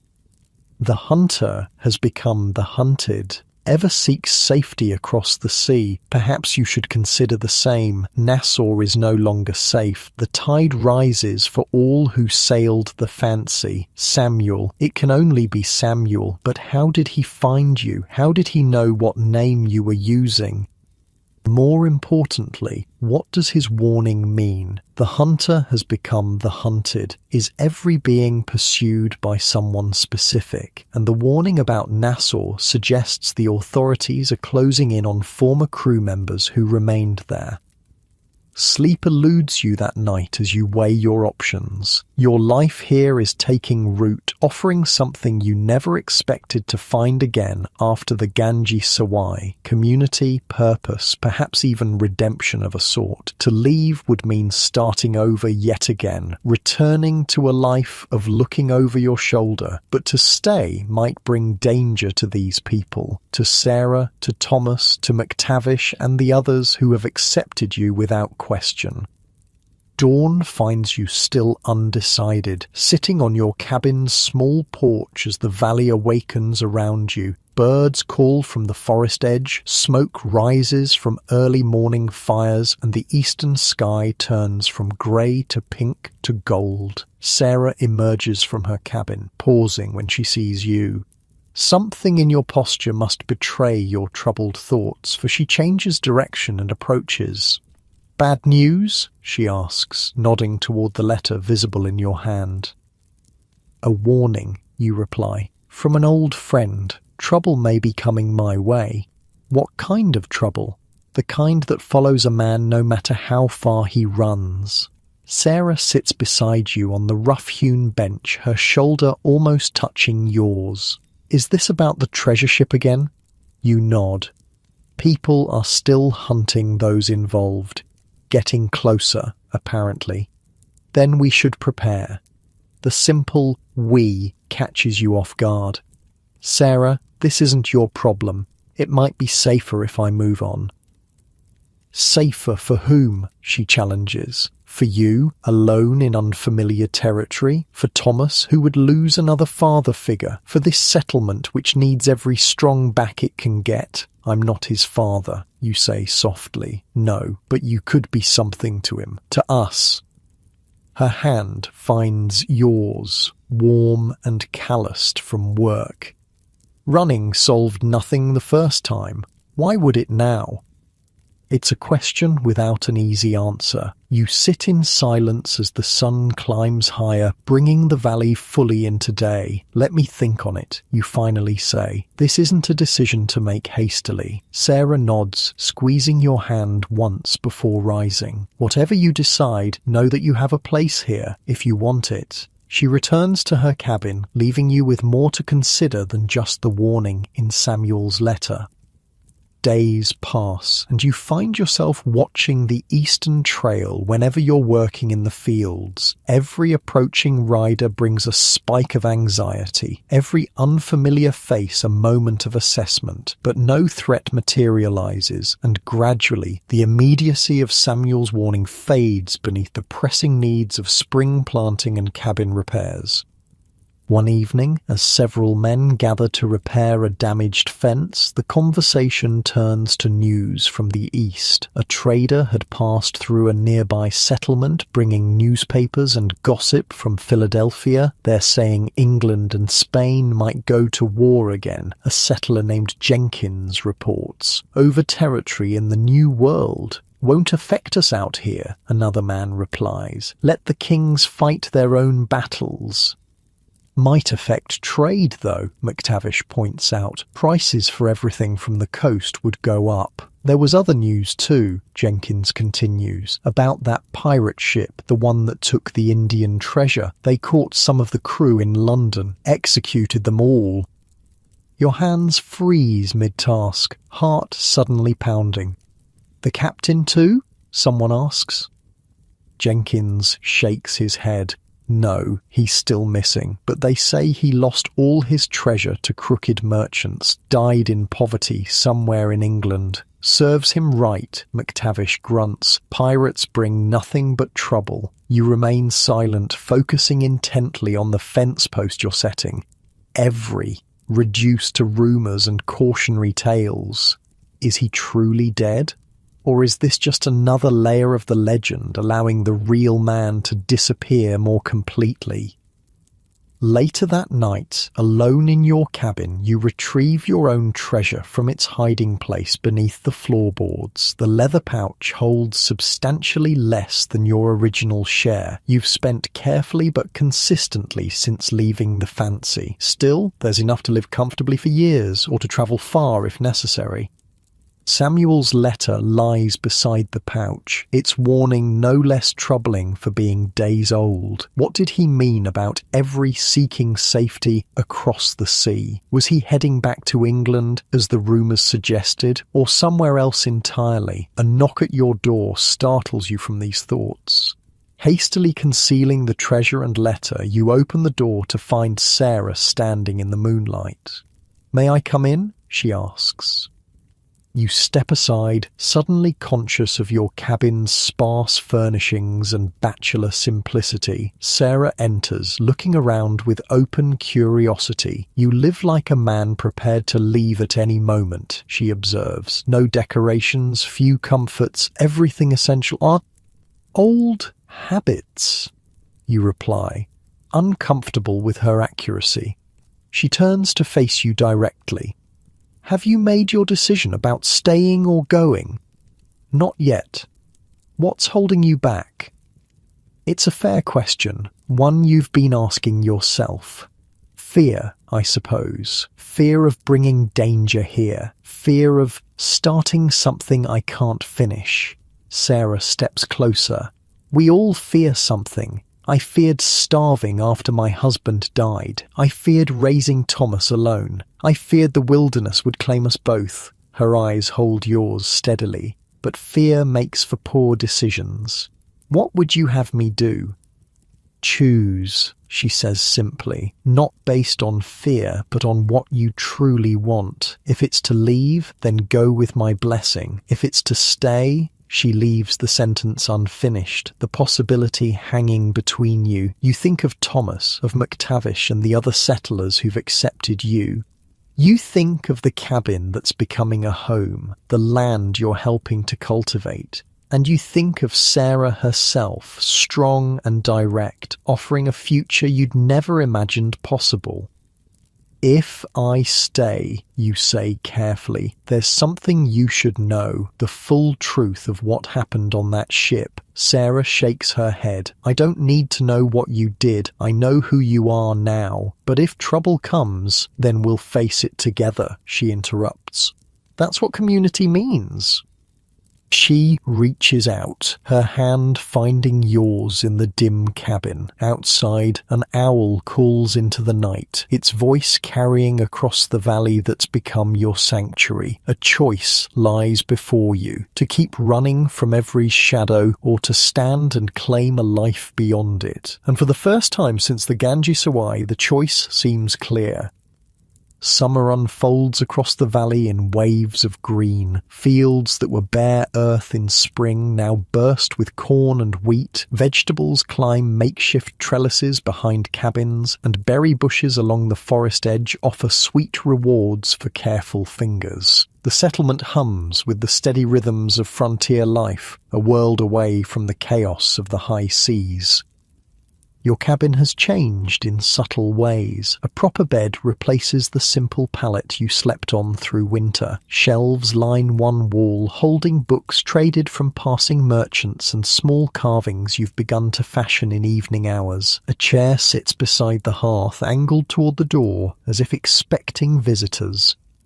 Thomas comes most evenings after chores, sometimes to help with projects, sometimes simply to talk. The boy's curiosity about the wider world seems boundless, and you find yourself sharing carefully edited tales of distant ports and strange customs. Never piracy, never violence, but there are enough true wonders to keep him spellbound. "Tell me about the whales again," he requests one evening as you show him how to carve a simple wooden whistle. You smile, guiding his hands with the knife. What part? Their size? Their songs? The part where they jump out of the water like they're trying to fly? Breaching, you correct gently. No one knows exactly why they do it. Maybe to see what's above the surface, maybe for the joy of it. I saw one once off the coast of Africa that leapt completely clear of the water, a beast bigger than this cabin, suspended for a moment, like it had broken free of the sea's hold. Then it crashed back down with a splash you could feel in your chest from 100 yards away. Thomas's eyes shine in the lantern light. "I'm going to see one someday." Perhaps you will. You've stopped discouraging his seafaring dreams. Life has too many obstacles without adding the weight of others' fears. A shadow crosses the open doorway. Sarah, returning from the communal cooking fire with a pot of stew. The evening air carries the scent of rabbit, wild onions and herbs from her small garden. "Filling his head with sailors' tales again?" she asks, but her tone holds no censure. "Whale tales this time," you reply, helping her set out wooden bowls and spoons. The boy's determined to see one. Well, he comes by the wanderlust honestly. Sarah serves the stew, the domestic routine now comfortable between you. His father was the same, could never stay in one place too long. "Until he met you," you observe. A small smile touches her lips. "Until then, yes." The three of you eat together, as has become custom several nights each week. The conversation flows easily, from settlement gossip to plans for the coming harvest, to Thomas's latest discoveries in the woods. It's a simple meal, a simple evening, but the contentment it brings still surprises you. A man who once helped plunder the greatest treasure ship in history, now finding peace in rabbit stew and a child's laughter. After Thomas is sent to bed, you and Sarah sit outside on the bench beside her cabin door, watching fireflies rise from the meadow grass as darkness settles over the valley. "McTavish is planning a harvest celebration," Sarah says, breaking a comfortable silence. "Once the wheat is in. Dancing, music. Some of the men are making a corn whiskey. Sounds festive." "It is." She glances at you sideways. "He asked if you might play the fiddle that trader left behind. Said you were seen trying it out when you thought no one was watching. Heat rises in your face. I played a bit, on ships, during long voyages. Will you? Play for the celebration, I mean." You consider it. Being the centre of attention, even briefly, goes against years of cultivated anonymity. But the danger feels distant now. The warnings in Samuel's letter faded like old ink.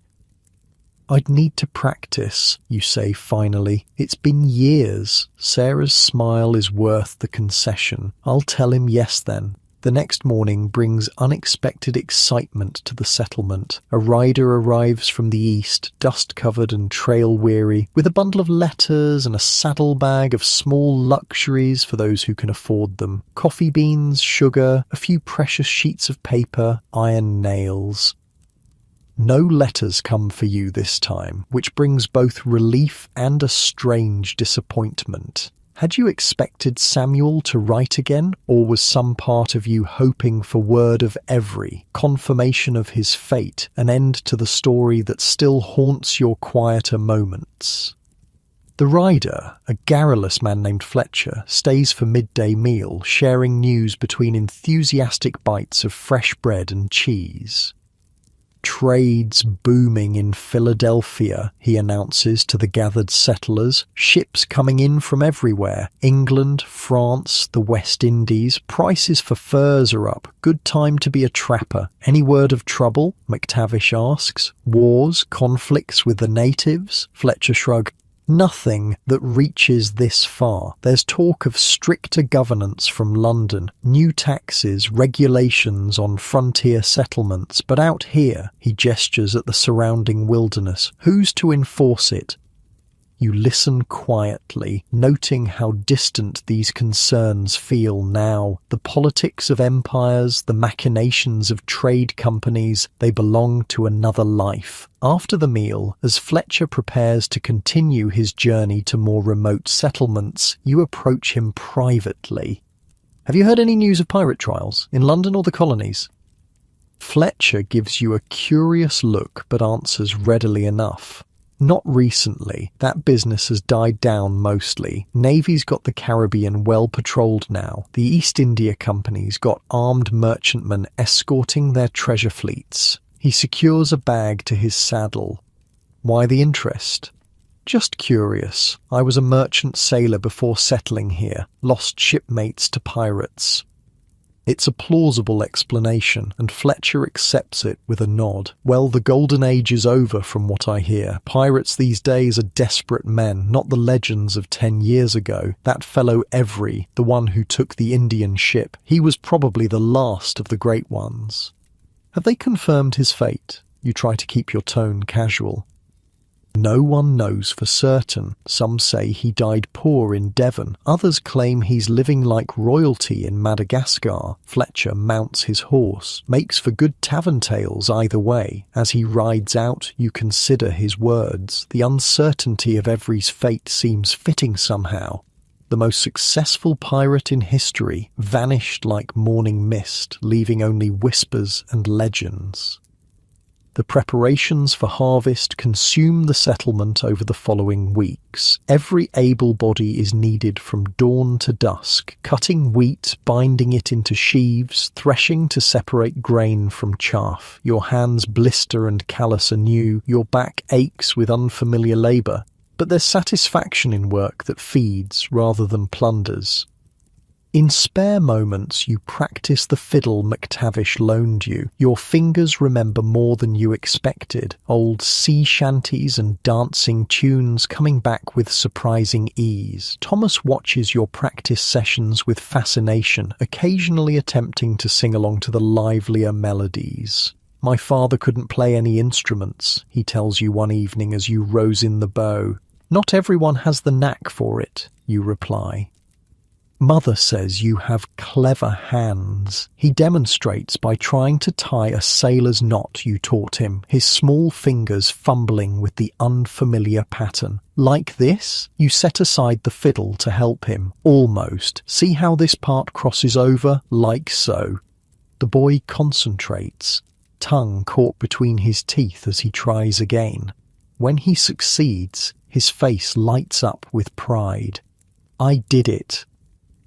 Well done. You ruffle his hair, a gesture that's become natural between you. Keep practicing, and you'll be teaching me knots before long. Thomas beams at the praise. When I go to sea, I'll know all the knots already. When you go to sea, you agree, no longer trying to dissuade him from dreams that may never materialize. The boy will make his own choices in time, as all must do. The harvest celebration arrives with the first hint of autumn chill. Tables are arranged in the open area between cabins, laden with the fruits of collective labour: roasted game, corn pudding, fresh bread, wild berries preserved in honey. Lanterns and torches cast dancing light across faces flushed with exertion and corn whiskey. You sit on a wooden crate at the edge of the gathering, fiddle in hand, watching as couples form for dancing. Sarah moves among them in a dress saved for special occasions, her hair down instead of in its practical braid. She catches your eye across the crowd and smiles.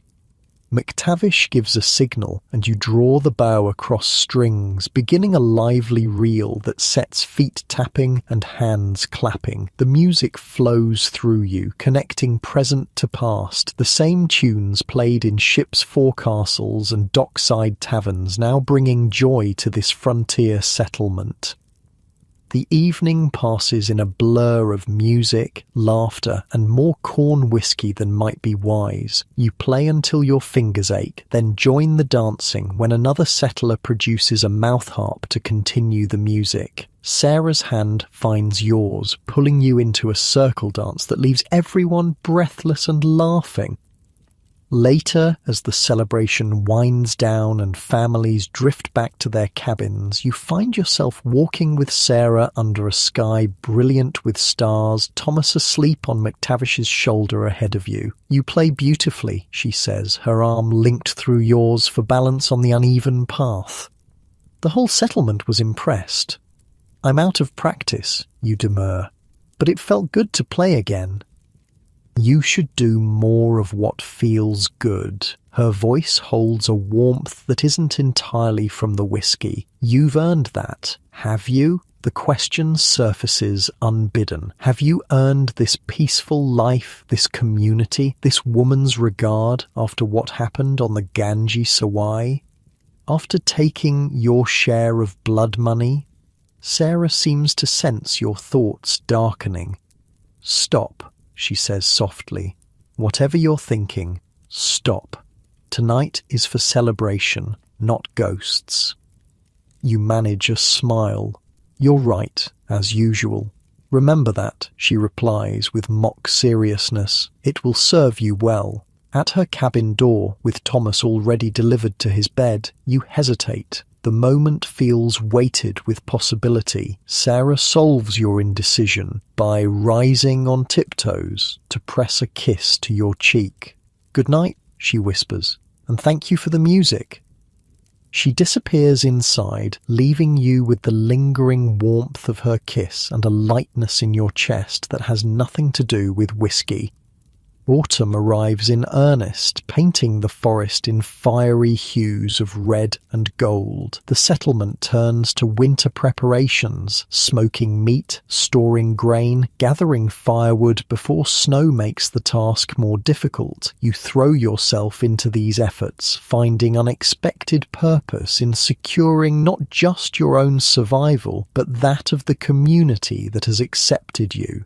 One crisp morning, as you split logs behind your cabin, McTavish approaches with uncharacteristic hesitation.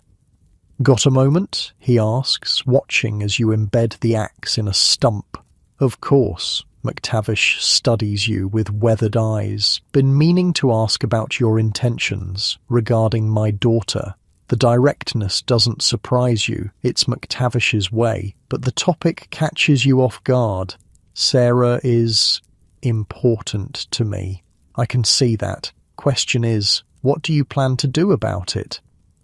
You wipe sweat from your forehead, buying time to order your thoughts. "If you're asking if my intentions are honourable, I know they are," McTavish interrupts. "You're not the type to trifle with a woman, but Sarah's been through enough loss, Thomas too. If you're not planning to stay for good, better to make that clear now." The moment of truth, delivered not by authorities hunting pirates, but by a concerned father looking out for his family. "I want to stay," you say finally. "Build something here, with them, if Sarah's willing." McTavish nods, satisfaction evident in his expression. "Good. That's good." He turns to leave, then pauses. One more thing. Whatever trouble you left behind, and don't bother denying there was trouble, is it likely to follow you here? The question strikes at your deepest fear. I don't think so, you answer honestly. It's been over a year with no sign of it. Fair enough. McTavish claps you on the shoulder. Life's too short to worry about what might never happen. Ask her proper before winter sets in.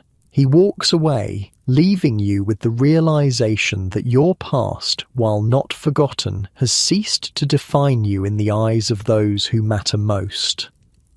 That evening, you invite Sarah to walk with you to the pond at the edge of the settlement. Thomas is engrossed in a checkers game with McTavish, who gives you a knowing nod as you leave. The pond reflects the sunset in ripples of orange and gold. A light breeze stirs the cattails along its edge. You've rehearsed words in your mind all day, but now, facing the moment, they scatter like leaves in wind. I haven't been entirely honest with you, you begin, immediately regretting the opening. Sarah looks at you with patient eyes. About? Not my past. You know enough of that. About my feelings. You take her hand, rough from work, but warm in yours. I never expected to find this place, to find you and Thomas, to want a life so different from what I'd known. And do you, she asks softly, want this life? More than I've wanted anything. The truth of it surprises you even as you say it. I want to build something lasting here, something good. Sarah's smile is gentle. We've already started, haven't we?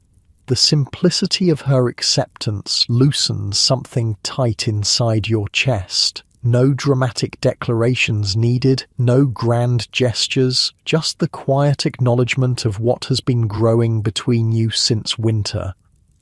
You kiss her then, beneath the fading light of sunset. It's not your first kiss. There have been women in ports across the world, but it's different. A beginning rather than an ending. A promise rather than a momentary escape. When you part, Sarah's eyes hold yours steadily.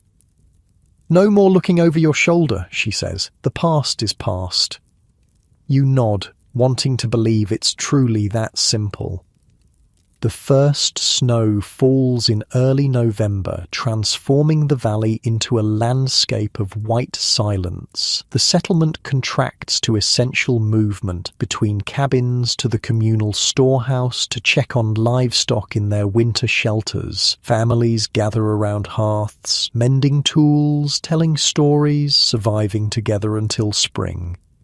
Your cabin feels different now. Sarah and Thomas spend most evenings there, bringing warmth that has nothing to do with the fire. The three of you develop routines, Thomas practicing his letters while you carve or repair equipment, Sarah mending clothing or preparing food, the domestic tranquility occasionally broken by the boys' questions or a shared joke. Will you teach me to fish when the ice melts? Thomas asks one evening, looking up from the slate where he's been practicing his name.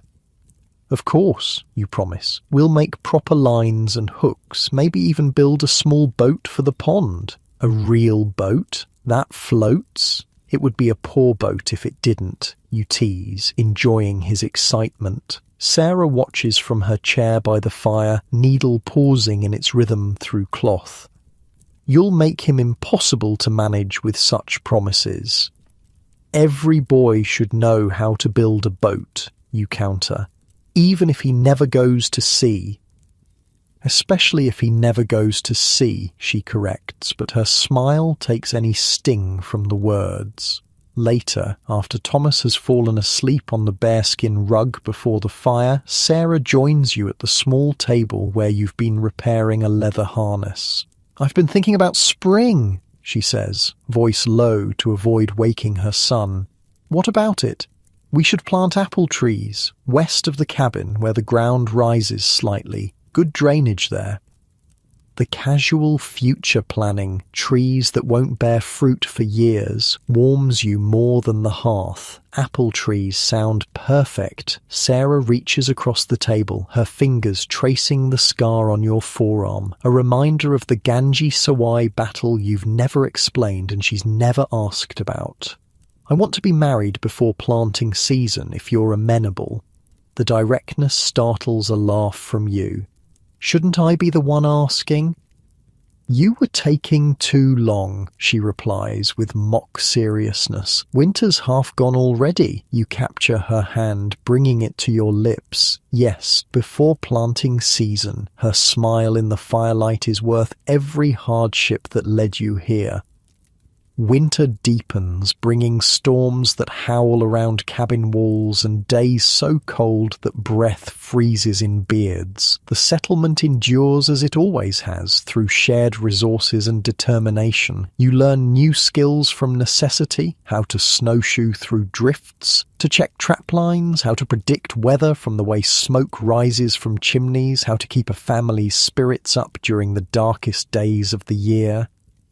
News from the outside world arrives rarely, carried by the occasional brave or foolhardy traveller seeking shelter from the elements. One such visitor, a fur trader pushing west ahead of spring, brings newspapers from Philadelphia that are devoured by the knowledge-hungry settlement. King George is ill, McTavish announces at a communal dinner in the largest cabin. Parliament is in disarray. This news means little to most settlers whose daily concerns are more immediate than distant politics, but other tidings spark greater interest. The East India Company has expanded its control in Bengal, McTavish continues, reading by lantern light. The Mughal Empire's power continues to wane. You pause, spoon halfway to your mouth. The Mughal Empire, Aurangzeb, the Ganji Sawai, names and events that once dominated your existence, now reduced to a passing mention in year-old news. Does it say anything about piracy, you ask, unable to help yourself? McTavish scans the paper. Only that naval patrols have virtually eliminated the pirate threat to shipping in the Caribbean and Indian Ocean. He looks up. Interesting times at sea, it seems. You nod non-committally, aware of Sarah's concerned glance from across the table. Later, as you walk back to your cabin through knee-deep snow, she broaches the subject. You still think about it. The sea. Oh, sometimes, you admit. Not in the way you might fear, not longing to return, just wondering about people I knew, how things changed. Sarah takes your arm, as much for stability on the icy path as for closeness. It's natural to wonder, as long as wondering doesn't become regret. No regrets, you assure her, meaning it. Everything that happened led me here, to you and Thomas. I wouldn't change that. Her gloved hand tightens on your arm. Nor would I.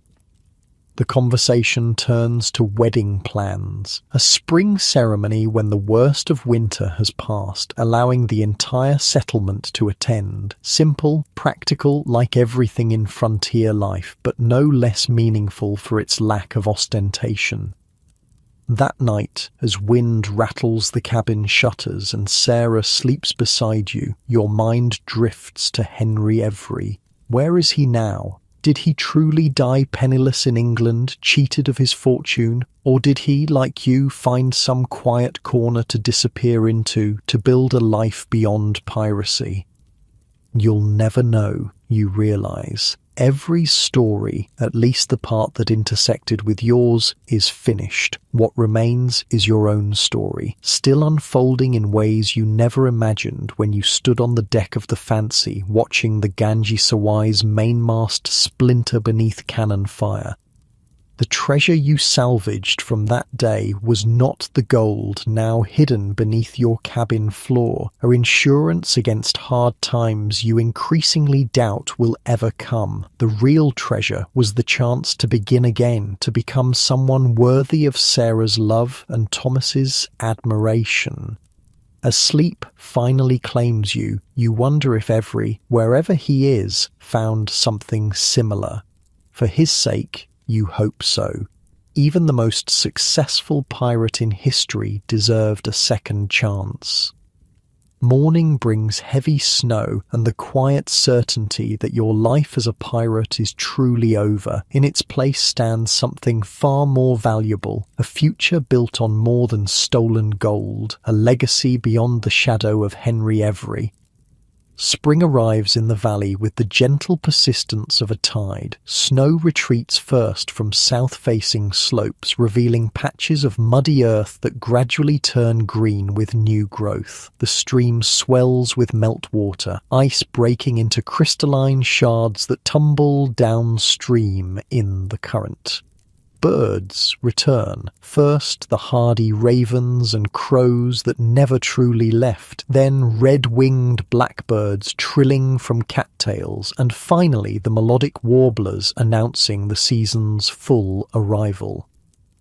The settlement stirs from winter's enforced stillness like a bear from hibernation. Cabins that have been sealed tight against the cold now stand with doors propped open to welcome fresh air. Children who've been confined indoors for months run wildly through muddy paths, their laughter a counterpoint to the steady drip of melting icicles. Your own cabin undergoes a transformation. Sarah and Thomas move their belongings in gradually. A quilt here, cooking implements there, small treasures and necessities finding new homes on shelves you've built specifically for them. The space that once felt empty now brims with the evidence of shared lives. "Where should this go?" Thomas asks, holding up a carved wooden horse his grandfather made him. "Wherever you think best," you reply, watching as the boy considers the question with serious deliberation before placing the horse on a shelf near his sleeping pallet. "There," he says with satisfaction, "so I can see it when I wake up.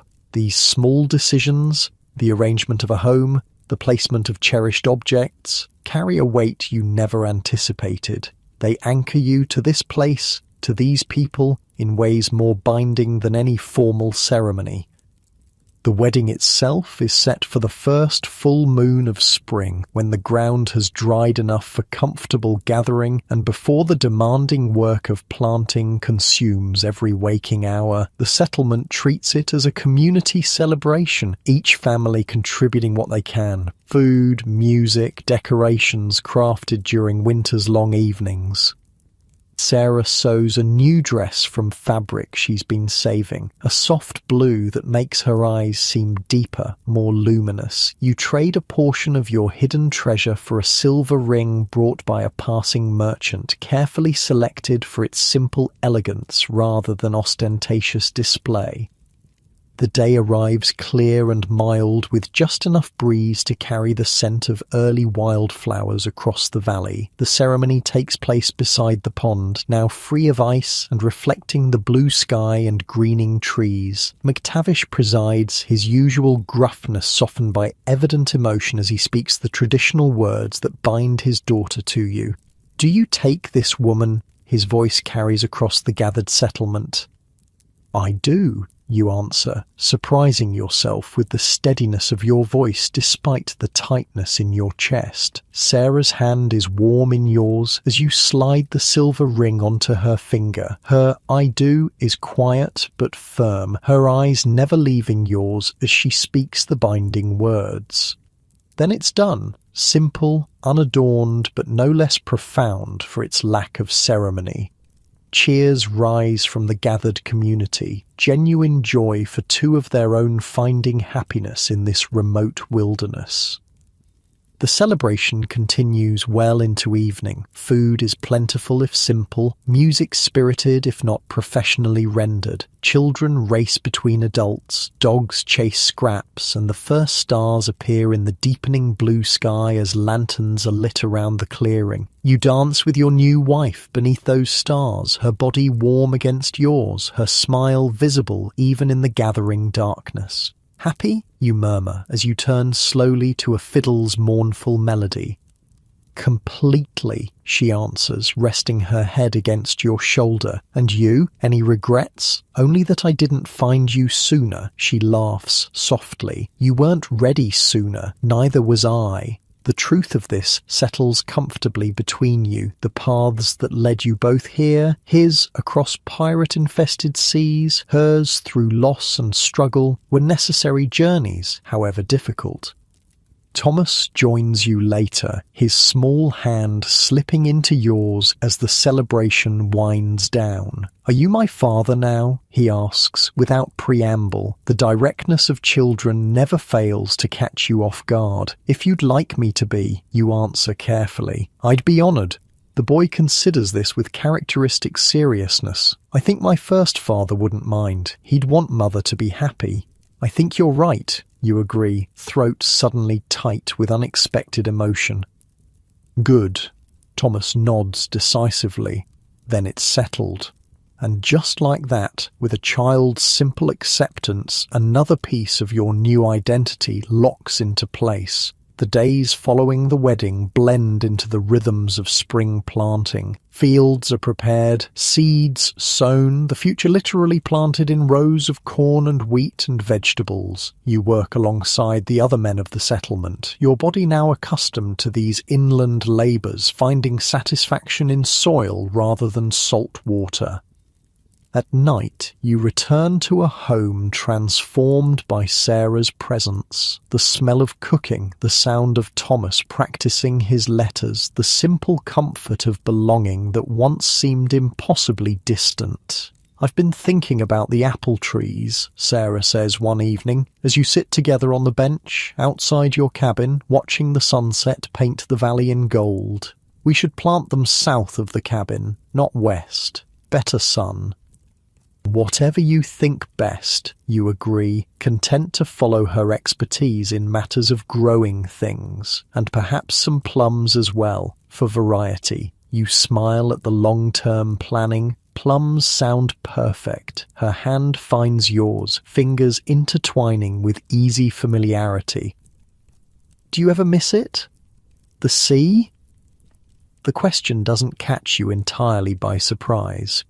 You've seen her watching when your gaze drifts toward the horizon, perhaps wondering what memories draw your attention from the present.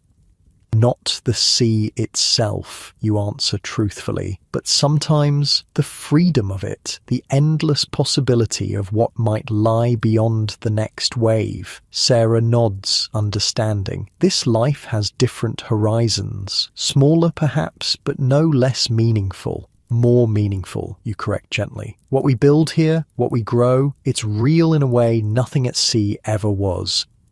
She leans against you, a comfortable weight against your side. Even so, Thomas should hear your stories, all of them, when he's older. Where you've been, what you've seen, it's part of who you are. Even the darker parts, you ask, thinking of the Ganji Sawai, of what might happen if those stories ever reached the wrong ears. In time, when he's old enough to understand that good men sometimes make terrible choices, that redemption is possible. The conversation shifts to more immediate concerns, a leak in the roof that needs mending, plans for expanding the vegetable garden, whether Thomas's cough is just spring pollen or something requiring Sarah's herbal remedies. This is your life now. Domestic concerns, seasonal planning, the welfare of a small family in a remote settlement, so different from the chaos and violence of your years at sea that they might belong to different men entirely. Summer unfolds with predictable glory. The valley transforms into a lush paradise of green growth and abundant wildlife. Days stretch long, the sun warming the earth and coaxing crops from the soil. The settlement buzzes with activity, fishing in the stream and pond, hunting in the surrounding forests, tending the fields that will sustain everyone through the coming winter. Thomas follows you everywhere, eager to learn everything from fishing to tracking game to repairing tools. His quick mind absorbs knowledge like dry earth takes rain, and his natural dexterity makes him adept at tasks requiring careful hands. "You're a good teacher," Sarah observes one evening as Thomas proudly displays a fishhook he's fashioned from wire under your guidance. "He's a good student," you counter, "quick to learn, slow to frustration." Thomas beams at the praise, already planning tomorrow's fishing expedition to try his new creation. The promised boat takes shape gradually, a small, flat-bottomed craft, suitable for the settlement's pond and gentle stream. You work on it during evenings, Thomas helping where he can, learning the basics of carpentry alongside the principles of watercraft. "Will it go fast?" he asks repeatedly. "Fast enough for fishing," you assure him, "though nothing like the ships I've sailed." "Like the Fancy?" he asks innocently. Your hands freeze on the plank you're shaping. You've never mentioned that name to him, never spoken of your time aboard Every's pirate vessel. "Where did you hear that name?" you ask carefully. Thomas shrugs. "I heard Grandfather talking to Mr. Jenkins. He said you might have sailed on a ship called the Fancy with a famous pirate, but he said it didn't matter because you're a good man now." Relief mingles with concern. If McTavish and others suspect your past, how long before someone with less loyalty to the settlement makes the connection? How long before word spreads to those still hunting Every's crew? You set down your tools, turning to face the boy directly. "Thomas, that's not a name you should repeat. Not to anyone. Do you understand?" His eyes widen at your serious tone. "Why? Was it a bad ship?" How to explain piracy to a child, how to convey the complexities of choices made in desperation, of violence justified by circumstance, of treasure stained with blood. "It was complicated," you say finally. "I'll tell you about it someday when you're older, but for now, it's best not to speak of it." Thomas nods solemnly, sensing the weight behind your words. "I promise." You ruffle his hair, grateful for his simple trust. "Good man, now let's finish this gunnel before your mother calls us for supper." Later, after Thomas is asleep, you speak with Sarah about what you've learned. "McTavish knows," you say simply, "or at least suspects." She doesn't seem surprised. "He's known for some time, I think. It doesn't change how he feels about you." "And if others make the connection? If word spreads?" Sarah's expression remains calm. "This is the frontier. Everyone here has something in their past they'd prefer to leave behind. That's why they came this far from civilization. This is different. There were prices on the heads of Every's crew. Ancient history," she dismisses. "It's been years.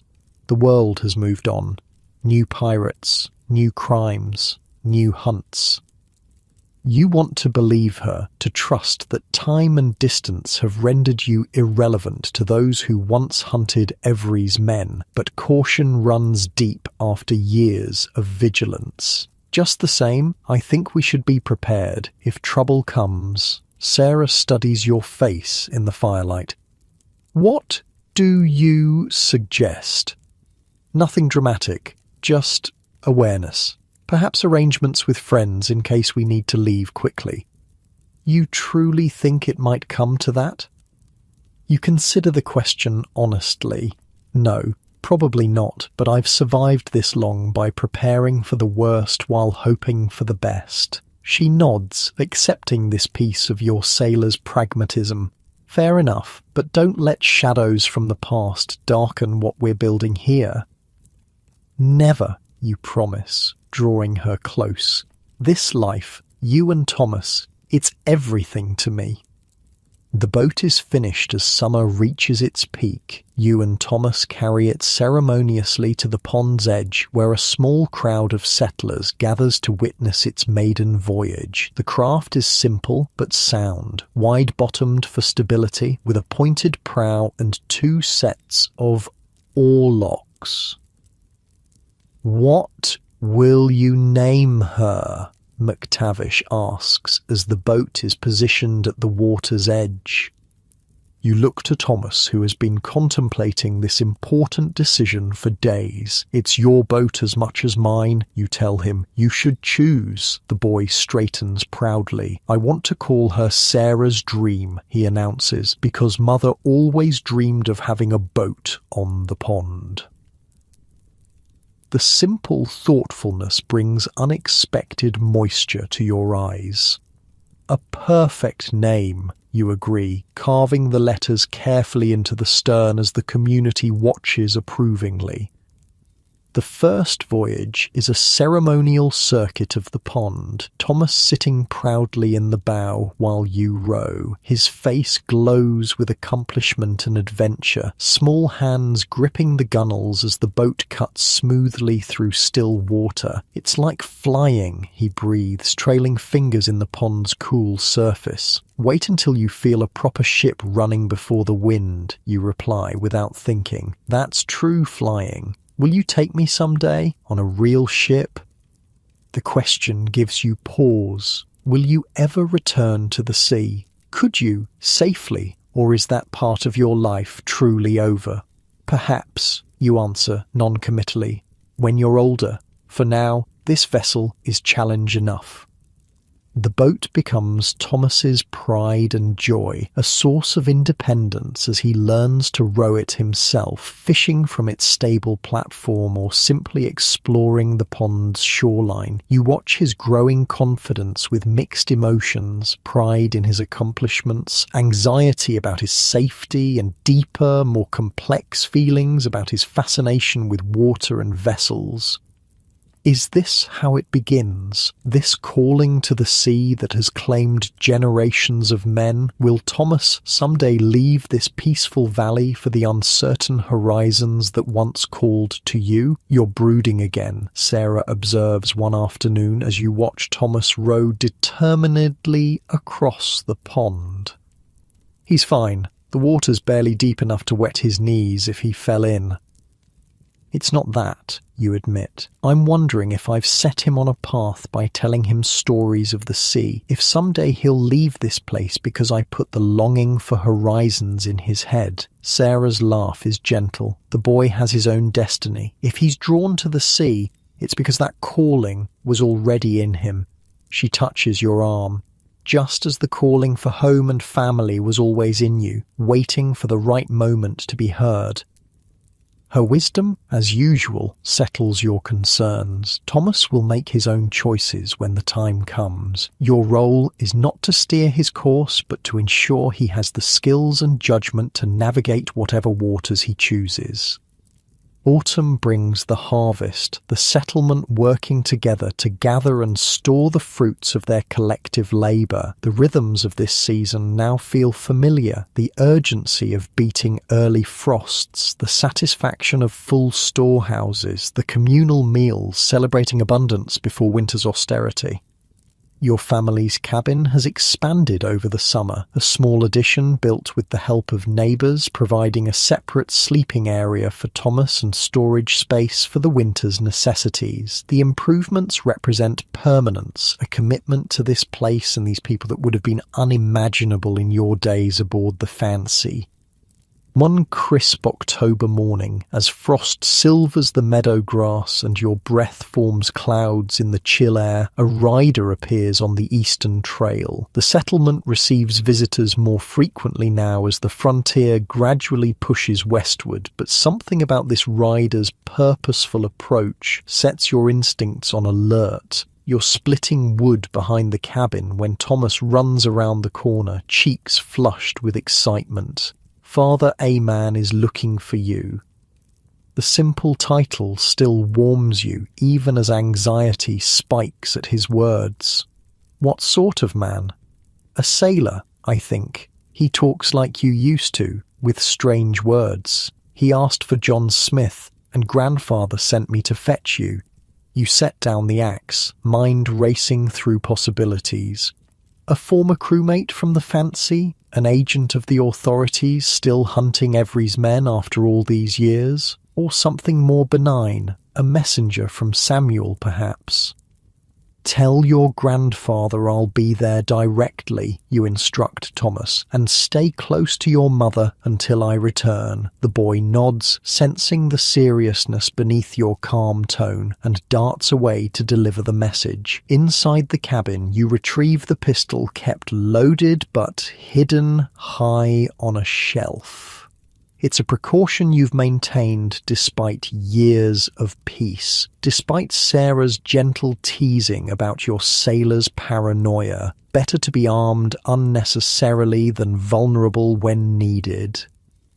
The pistol tucked into your belt beneath your jacket, you walk with deliberate, unhurried steps toward the settlement centre, where a small crowd has gathered around the visitor. McTavish spots you approaching and raises a hand in greeting, his expression giving away nothing of the situation's nature. The stranger turns, and relief floods through you. It's not an unfamiliar face from the Fancy's crew, not an agent of the Admiralty or East India Company. It's a weathered man of perhaps 50, with the unmistakable stance of someone accustomed to moving decks. "John Smith," he calls, using the false name you've lived under these past years. "Aye," you acknowledge, closing the distance between you. "And you are?" "Name's Garrett. Captain Michael Garrett of the merchant vessel Northern Star." He extends a hand which you shake cautiously. "I bring a message from a mutual acquaintance, fellow who calls himself Samuel." The name sends a jolt through you. Samuel, your friend from the Fancy, the man who warned you once before of danger. "Is he well?" Garrett nods. "Well enough. Settled in Ireland, as he'd planned, has a small farm near Kinsale, asked me to find you if I was ever trading in these parts." "And his message?" The captain glances at the curious onlookers. "Perhaps somewhere more private." McTavish steps in smoothly. "Use my cabin. No one will disturb you." Inside McTavish's cabin, with the door closed against curious ears, Captain Garrett produces a sealed letter from his coat. "Samuel asked me to tell you he's at peace, that the shadows have passed. He thought you'd want to know." You break the wax seal, a simple unmarked blob rather than any identifiable signet, and unfold the single sheet of paper within. The handwriting is unmistakably Samuel's, though perhaps shakier than you remember. "Friend, the hunter is gone. Found dead in London 2 winters past. His quarry too, they say, though some claim otherwise. Either way, the chase is ended. Those who sailed with us are either hanged, vanished, or, like us, transformed by time and distance into different men entirely.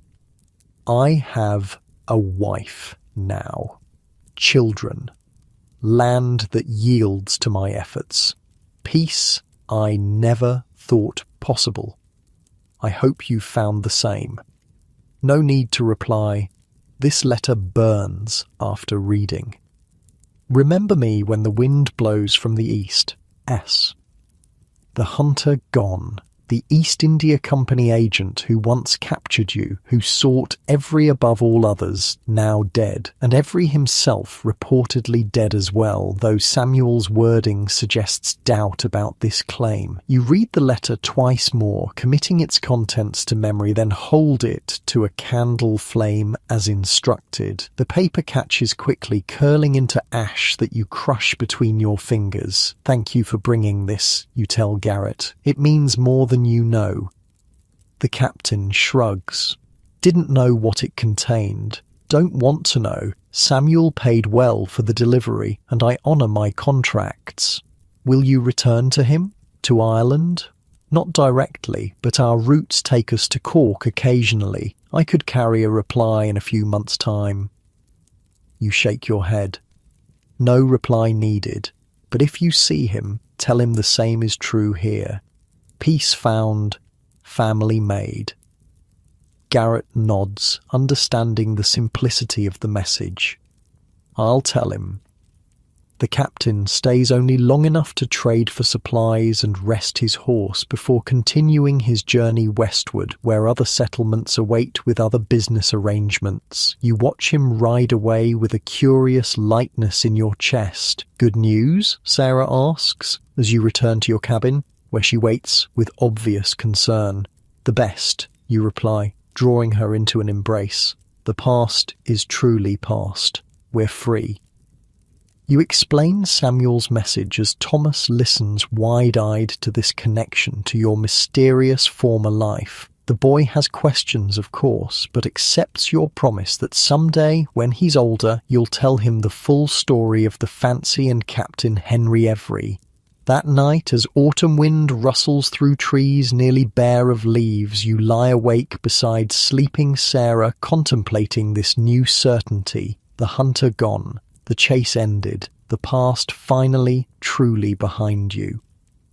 Tomorrow you'll retrieve the leather pouch from beneath the floorboards, the last tangible connection to your pirate days, not to hide it elsewhere, but to put its contents to better use. Schools in Philadelphia, tools and seeds for neighbouring settlements. Perhaps passage for Thomas to see the ocean someday, under circumstances far different from those you experienced. Gold taken in violence, transformed into opportunity and growth. Blood money laundered through time and good intentions into something that might finally do more good than harm.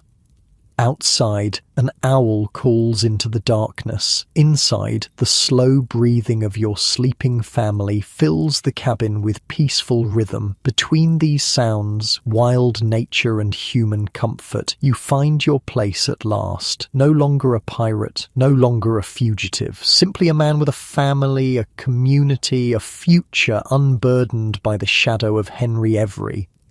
Sleep comes easily now, deep and dreamless, secure in the knowledge that you found a treasure far more valuable than anything aboard the Ganges Sawai, a second chance fully and finally claimed. Years pass in the valley with the gentle rhythm of seasons. Winter snow melts into spring renewal, summer abundance fades to autumn harvest, and winter returns to complete the cycle. The settlement grows slowly, new cabins appearing as children marry or fresh settlers arrive, seeking the same peace you found. Your own cabin expands with the passing time, a larger bedroom added when Sarah announces she's carrying a child, a workshop built alongside where you craft furniture and boats that gain reputation beyond the settlement. The apple trees south of the cabin now stand taller than Thomas, their branches offering first blossoms, then small fruit growing sweeter with each harvest.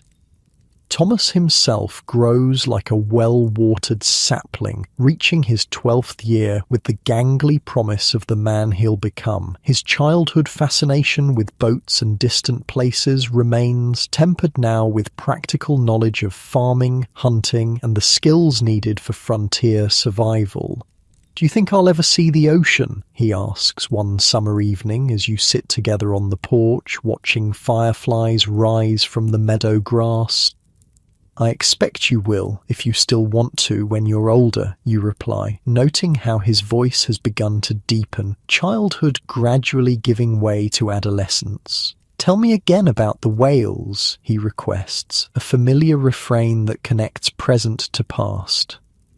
You smile, settling more comfortably in your chair. The biggest ones are like mountains moving through the water, so large that when they breach, leap from the sea, it seems impossible that anything so massive could defy gravity even for a moment. Their tails alone are wider than our boat on the pond, and when they crash back down, the splash can drench a ship's deck from 50 yards away. Thomas listens with the same wonder he's always shown for your stories, though now he asks more sophisticated questions. How do they find each other in the ocean? It's so vast. They sing, you tell him, songs that carry for miles through the water. Sailors can sometimes hear them through the hull, haunting melodies unlike anything on land. I'd like to hear that someday. Perhaps you will. The conversation drifts, as summer evening conversations do, until Sarah calls Thomas in to help with a final chore before bed. You remain on the porch, watching darkness settle over the valley, marveling at the peace you found here. Your second child, a daughter named Elizabeth, sleeps inside, a bright-eyed 3-year-old with Sarah's determination and your restlessness. She's brought new energy to your household, her arrival both unexpected and joyful when Sarah discovered her pregnancy in your 5th year in the valley.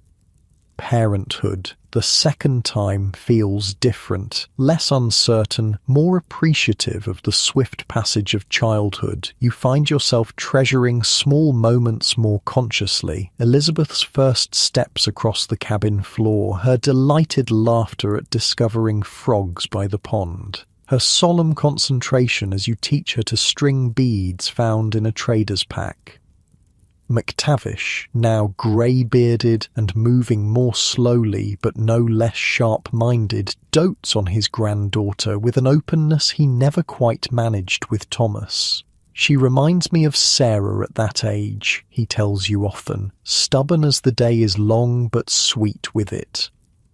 Life has settled into patterns both comfortable and satisfying. The hidden treasure beneath your floorboards has diminished over the years, portions sent east with trusted traders to fund schools, purchase medicine for neighbouring settlements, and establish a small fund for Thomas's education should he choose to pursue it.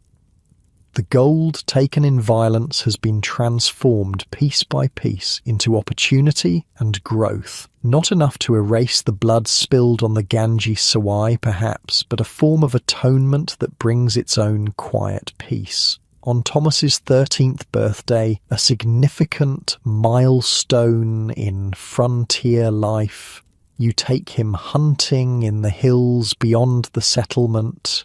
After a successful morning tracking deer, you rest beside a small stream, sharing the food Sarah packed for your journey.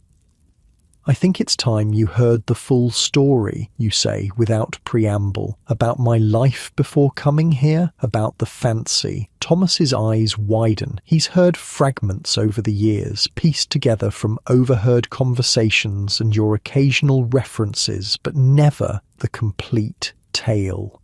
Are you sure? He asks, suddenly serious beyond his years. You're old enough now, and I'd rather you hear it from me than from garbled stories or rumours. So there, beside a mountain stream, far from any ocean, you tell him everything. The mutiny aboard the Charles II, the renaming to Fancy, the raids along the African coast, including the enslaving of villagers, the attack on the Ganges Sawai, and the treasure that made Henry Every the most successful pirate in history. You don't spare yourself in the telling, don't minimise your role or the horror of what happened aboard the captured Mughal ship. Thomas listens in silence, his young face solemn as he absorbs the reality of your former life. The treasure hidden beneath our cabin floor came from that raid, you conclude. Blood money that I've tried to use for better purposes over the years. Are you still wanted by the authorities? Thomas asks practical questions first, emotional ones later, much like his mother. I doubt it. It's been nearly 15 years. Most of the crew are dead or disappeared. Every himself is reportedly dead, though some dispute that. Do you think he is? Dead? You consider this question that has lingered at the edges of your thoughts for years. I don't know. Part of me hopes he found peace somewhere, as I have. Another part. What? Another part wonders if a man who orchestrated such violence, who allowed such suffering, deserves peace. Thomas is quiet for a long moment, processing this. But you were part of it too. Do you deserve peace? The directness of the question catches you off guard. Though it shouldn't. Thomas has always cut to the heart of matters. I ask myself that sometimes, you admit. I wasn't directly responsible for the worst atrocities, but I was there. I took my share of the treasure. I didn't stop what happened. But you've tried to make amends, Thomas points out. You've used the treasure to help people. I've tried. Whether it's enough, you shrug. That's not for me to judge. I think it is, Thomas says with surprising conviction. You judge yourself harder than anyone else would. The observation, so mature from one so young, brings a smile despite the heavy subject. When did you get so wise? Mother says I was born with an old soul. He grins briefly before turning serious again. Thank you for telling me, for trusting me with the truth. You deserve to know, but this story stays between us for now. Elizabeth is too young, and there's no need for others beyond the settlement to hear it. Thomas nods, accepting the responsibility of shared secrets. I understand. You return to the settlement by evening, the successful hunt providing cover for the deeper purpose of your expedition. Sarah reads your expression as you enter the cabin, understanding without words that Thomas now knows the full story. Later, after the children are asleep, she joins you by the fire. How did he take it? Better than I deserved, you admit. Asked good questions, didn't judge. He admires you too much to judge harshly. Perhaps that will change as he gets older, thinks more about what I've told him. Sarah shakes her head. He knows the man you are now. That matters more than who you were then. Her certainty comforts you, as it has so often through the years. Sarah's practical wisdom, her ability to see clearly what matters most, has been your anchor in this inland life. Autumn comes early that year, frost touching the valley before September's end. The settlement prepares for winter with practiced efficiency. Food stored, firewood stacked, cabins sealed against coming cold. The rhythm of these preparations has become second nature now, a comfortable cycle of survival against the seasons. One crisp morning, as leaves drift golden from the trees, a rider approaches from the east, not unusual in itself, as traffic through the settlement has increased with each passing year. But this rider is familiar, his weathered face bringing immediate recognition. Captain Garrett, you greet him as he dismounts before the communal gathering area. Smith, he returns with a nod. Good to find you still here, and looking prosperous, I might add. It's been 5 years since Garrett delivered Samuel's letter announcing the end of the hunt for Every's crew. The captain looks older now, more lines etched into his face, but his posture remains straight, his eyes alert. What brings you back this way, you ask, offering water for his horse. Trade routes. And a message of sorts. He glances at the settlers gathering curiously around. Perhaps somewhere private. McTavish offers his cabin again, and once inside with the door closed, Garrett produces a folded newspaper from his saddlebag. Thought you might want to see this, he says, handing it over. From London, about 6 months ago. The paper is creased and stained from long travel, but the headline remains clearly legible. Final mystery of pirate, every solved, treasure found in Devon estate. Your heart quickens as you scan the article. According to the account, renovations to an old manor house in Devon revealed a hidden chamber containing substantial wealth, gold, silver and gems traced to the Ganges Sawai raid. Records indicated the property had been purchased under a false name shortly after Every's disappearance, suggesting the pirate captain had indeed returned to England with his treasure, living quietly until his death some years later. They found several journals as well, Garrett adds as you read. Apparently Every kept detailed accounts, names, dates, shares distributed to each crew member. You look up sharply. Names? Garrett nods. Don't worry, the article mentions that most were listed under obvious aliases, and besides, after 15 years, he shrugs. Who's to connect a respectable frontier settler with a name in a dead pirate's journal? The reassurance is logical, but old habits of caution die hard. Why bring this to me? Thought you'd want to know. Closure, isn't it? The most successful pirate in history ended not with a noose, but with quiet retirement. Garrett takes the paper back, refolding it carefully. Rather like yourself from what I can see. I'm no Every, you reply automatically. No, but you sailed with him, didn't you? He raises a hand as you tense. Peace, friend. I've suspected since I delivered Samuel's message. Makes no difference to me. That life's long past for both of us. Both? Garrett's smile is thin. You think you're the only one who left a questionable past behind? I wasn't always a legitimate merchant captain. The revelation shouldn't surprise you. The frontier is full of men reinventing themselves, leaving troubled histories behind. Still, the casual admission creates an unexpected connection between you and this occasional visitor to your settled life. Every's treasure, you say, returning to safer ground. What will happen to it?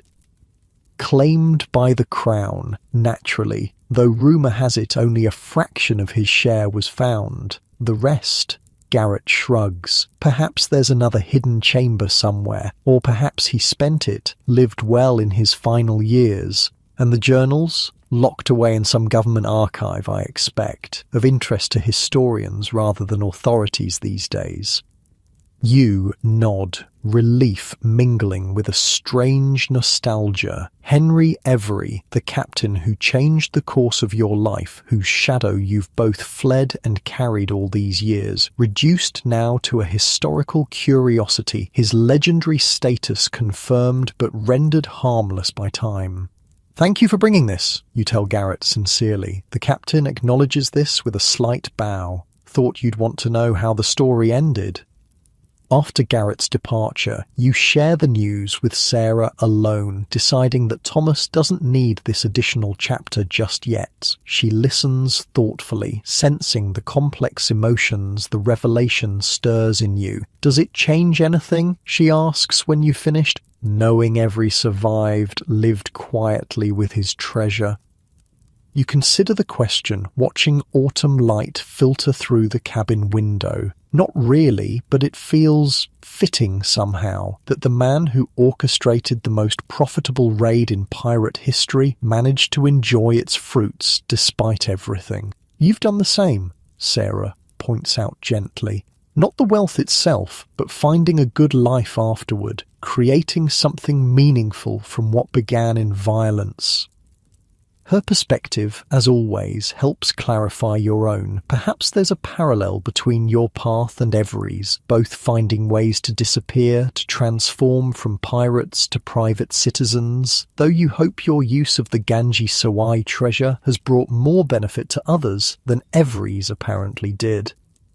Winter arrives with unusual mildness that year, snow falling lightly rather than in the deep drifts of previous seasons. The settlement adapts as it always does, turning inward to indoor projects, shared meals, and the closeness that develops when people live in necessary proximity. Your family finds its own winter rhythm, mornings spent on essential chores, afternoons devoted to teaching both children their letters and numbers, evenings filled with stories by the fire and simple games that bridge generations. Elizabeth, now nearly 4, sits on your lap one evening as you carve a small wooden horse, similar to the one McTavish made for Thomas years ago. Her small fingers trace the emerging shape with wonder.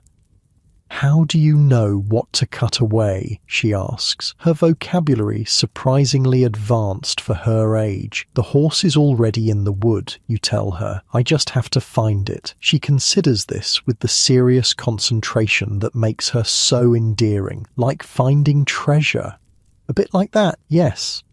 Thomas says you found real treasure once, on a big ship. You glance across the cabin to where Thomas sits with Sarah, helping sort dried herbs for winter remedies. He looks up, catching your gaze with an apologetic shrug. She asked about the box under the floor, he explains. I didn't tell her everything. It's all right, you assure him, turning back to Elizabeth. Yes, I found treasure once, a long time ago. Was it exciting? Her eyes shine with innocent curiosity. You choose your words carefully, aware of shaping memories that might last a lifetime. Not as exciting as finding you and Thomas and your mother. That's a much better treasure. Elizabeth accepts this with a child's easy adaptation to metaphor. We're not made of gold, silly. No, but you're worth more than all the gold in the world.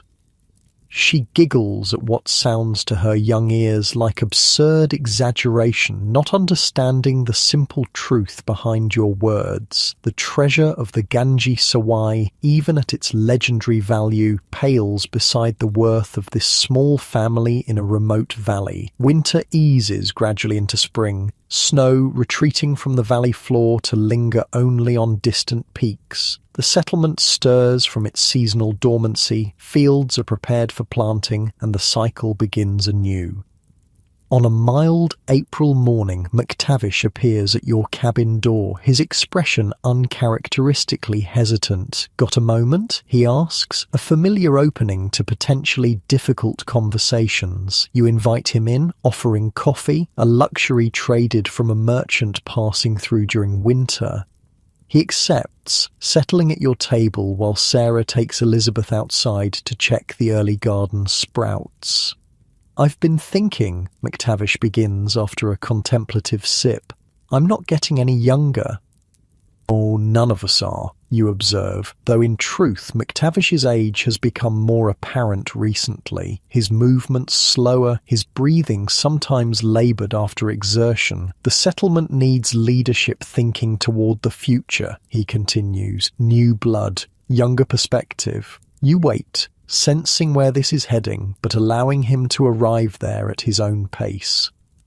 The council's asked me to step back, take an advisory role instead of leading. He looks up from his cup. They want you to take my place. The proposal catches you off guard, despite your suspicion. Me? But I'm still relatively new here, barely 8 years.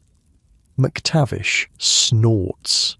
Longer than most, and you've proven yourself. Fair-minded, practical, respected by everyone from the oldest settler to the newest arrival. He pauses, unless there's some reason you wouldn't want that kind of attention. The question contains layers: acknowledgement of your past, concern for your privacy, understanding of old caution. Those concerns have faded, you answer truthfully, thanks in part to you keeping certain suspicions to yourself over the years. McTavish waves this away. A man's past is his own business, long as he lives right in the present. He leans forward. So, will you consider it? You think of the settlement that has become home, the people who have accepted you without demanding explanations, the future being built here that will outlast all of you. I'd be honoured, you reply simply. The old Scotsman nods with evident satisfaction. Good, that's settled then. That evening, as your family gathers for the daily ritual of supper together, you share the news of McTavish's proposal. Sarah's pride is evident, Thomas's excitement immediate. Does that mean you'll be in charge of everything? The boy asks. Hardly. You laugh. The council makes decisions together. I just help guide discussions, represent our settlement to outside officials when necessary. Still, Sarah says, it's a position of trust, a recognition of your place here. The significance isn't lost on you. A former pirate, once part of the most notorious raid in maritime history, now trusted to lead a growing settlement. Life's strange currents have carried you far from where you began.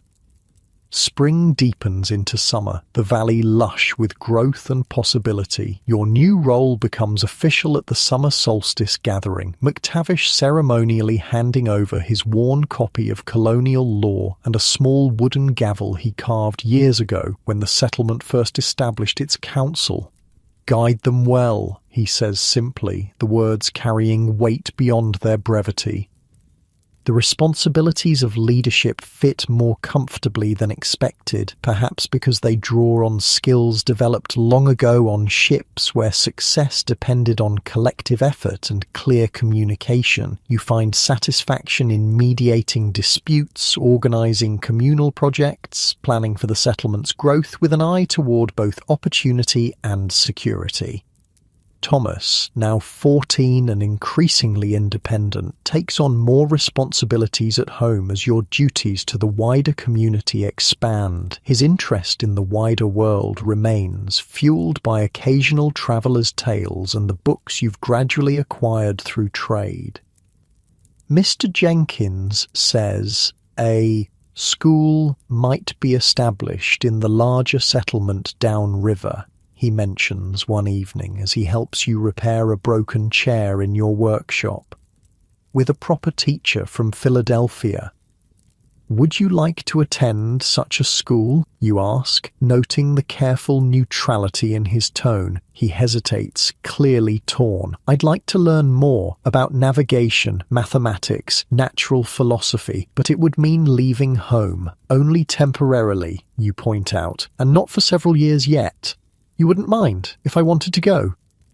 You set down your tools, giving him your full attention. Thomas, I want you to become whoever you're meant to be. If that requires education beyond what we can provide here, we'll find a way to make it happen. Relief crosses his features. Mother says the same, but I worried you might think I was rejecting this life. Your life. This life was my choice, you tell him gently. You deserve the same freedom to choose your own path.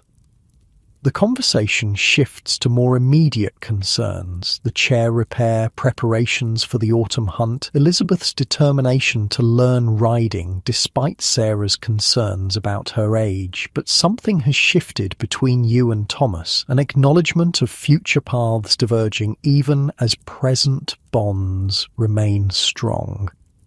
Autumn brings spectacular colour to the valley, trees blazing with red and gold against deepening blue skies. The harvest proves abundant, storehouses filled to capacity, a testament to the settlement's growing prosperity and skill. One golden afternoon, as you return from settling a boundary dispute between neighbouring farms, you find Sarah sitting alone on the porch, an unopened letter in her hands. This came, she says as you join her, from Samuel. You take the letter with a mixture of curiosity and concern. Samuel has written only twice in 8 years, once to announce the hunter's death, once to share news of his growing family in Ireland. What prompts this communication now? Breaking the seal, you unfold the single sheet covered in Samuel's distinctive hand. Friend, news reaches us even in remote Kinsale. The Fancy's ghost walks again in London drawing rooms and government offices. Every's journals have stirred old embers. Most names remain obscure, aliases meaningless after nearly 20 years. But caution suggests a final severance from all that connected us to that time. I've sold my land here, taking family to America's northern colonies where distance offers additional security. Consider whether your own position remains tenable. Should you need sanctuary, we settle near Halifax. A ship called Second Chance makes regular trade there from Philadelphia. The captain knows to expect friends. You read the letter twice before passing it to Sarah, whose face grows serious as she absorbs its implications. Do you think there's real danger? She asks after a long moment. You consider the question carefully, weighing old paranoia against practical reality. Probably not. 20 years is a lifetime ago. The authorities have bigger concerns than aging pirates who've caused no trouble for decades. But Samuel thought it worth warning you, worth uprooting his entire life. Or Samuel was always more cautious than me. You attempt a reassuring smile. Besides, we're further from centres of authority here than he was in Ireland. Who would connect frontier settler John Smith with a nameless crewman from the Fancy? Sarah studies you, seeing through the casual dismissal. What does your instinct tell you? The question gives you pause. Instinct, the sailor's sixth sense that warns of approaching storms when the sky still appears clear, has saved your life more than once. That it's time to prepare, you admit finally, not to flee, but to have options ready should they become necessary. She nods, accepting this middle path between complacency and panic. We'll talk to Thomas. Make arrangements quietly. And your father? He'd come with us, she says, without hesitation. His loyalty is to family, not place. The conversation feels surreal, discussing potential flight from a home built over years, a community where you've earned trust and respect. Yet the shadow of the fancy of Henry Every and the Ganges Sawai has always lingered at the edges of your settled life. Perhaps it always will. Winter arrives early that year, snow falling before October ends. The settlement turns inward again, focusing on survival and community through the cold months. Your family makes quiet preparations, important documents gathered, essential supplies set aside, routes discussed or sang, while continuing normal life with deliberate optimism. Thomas takes the news of Samuel's warning with remarkable maturity. I've always wondered if we might need to leave suddenly, he admits. Since you told me the full story, it may come to nothing, you remind him. Just precaution. Better to be prepared, he grins suddenly. And Halifax is nearer the ocean. I might finally see those whales. His ability to find positive aspects in potential upheaval eases your concern somewhat. Elizabeth, still too young to understand the complexities of your past, remains blissfully unaware of contingency plans, her world bounded by the security of family and home. Winter deepens, snow piling against cabin walls, ice forming thick crusts on the stream and pond. Days shorten to brief intervals of grey light between long nights where stars shine with brilliant clarity through cold air. The settlement endures as it always has, through shared resources, communal meals when supplies run low for individual families, the knowledge that survival depends on collective effort. No strangers appear on the snow-covered Eastern Trail. No official messengers arrive bearing questions about former sailors. The routine of winter, mending tools, preserving food, telling stories by firelight continues uninterrupted by outside concerns. By February, when the cold reaches its deepest grip on the valley, you've begun to relax somewhat, to consider Samuel's warning overly cautious. Perhaps the stir caused by Every's journals has already faded in London, replaced by newer sensations, more immediate concerns of empire and economy. One evening, as wind howls around the cabin corners and your family gathers close to the hearth, Thomas looks up from the book he's been reading, a history of navigation acquired from a travelling merchant. "Father," he says thoughtfully, "do you regret it, sailing with Every?" The question, coming after months of more practical concerns, catches you unprepared. "That's complicated," you answer honestly. "I regret the suffering caused, especially aboard the Ganges Sawai. I regret taking wealth that wasn't mine to take." "But," Thomas prompts, sensing the unspoken qualification. "But without that journey, I wouldn't have found this place, wouldn't have met your mother, wouldn't have you and Elizabeth." You look around the cabin, at the life built from those fateful decisions long ago. Hard to regret the path that led here, even if parts of that journey were wrong. Thomas nods, seemingly satisfied with this nuanced answer. The book says Every was the most successful pirate in history, but I think you're more successful. How do you figure that? He died alone, hiding his treasure. You found something better to do with yours. The simple observation from your son strikes deeper than any philosophical treatise could. In that moment, you realize that whatever comes, whether you remain in this valley for decades more or are forced to flee to distant Halifax, you've already achieved something Every never did.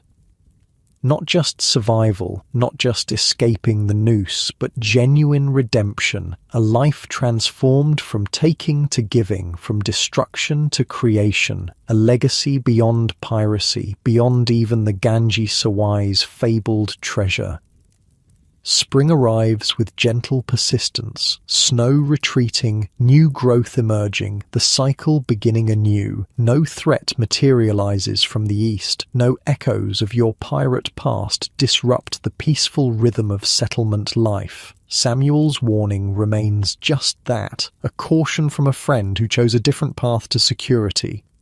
On a warm May morning, you stand with Sarah on the porch, watching Thomas and Elizabeth playing near the pond where the boat named Sarah's Dream still floats, weathered but sound. McTavish sits nearby, whittling a toy for his youngest grandchild, his movements slower, but his eyes still sharp.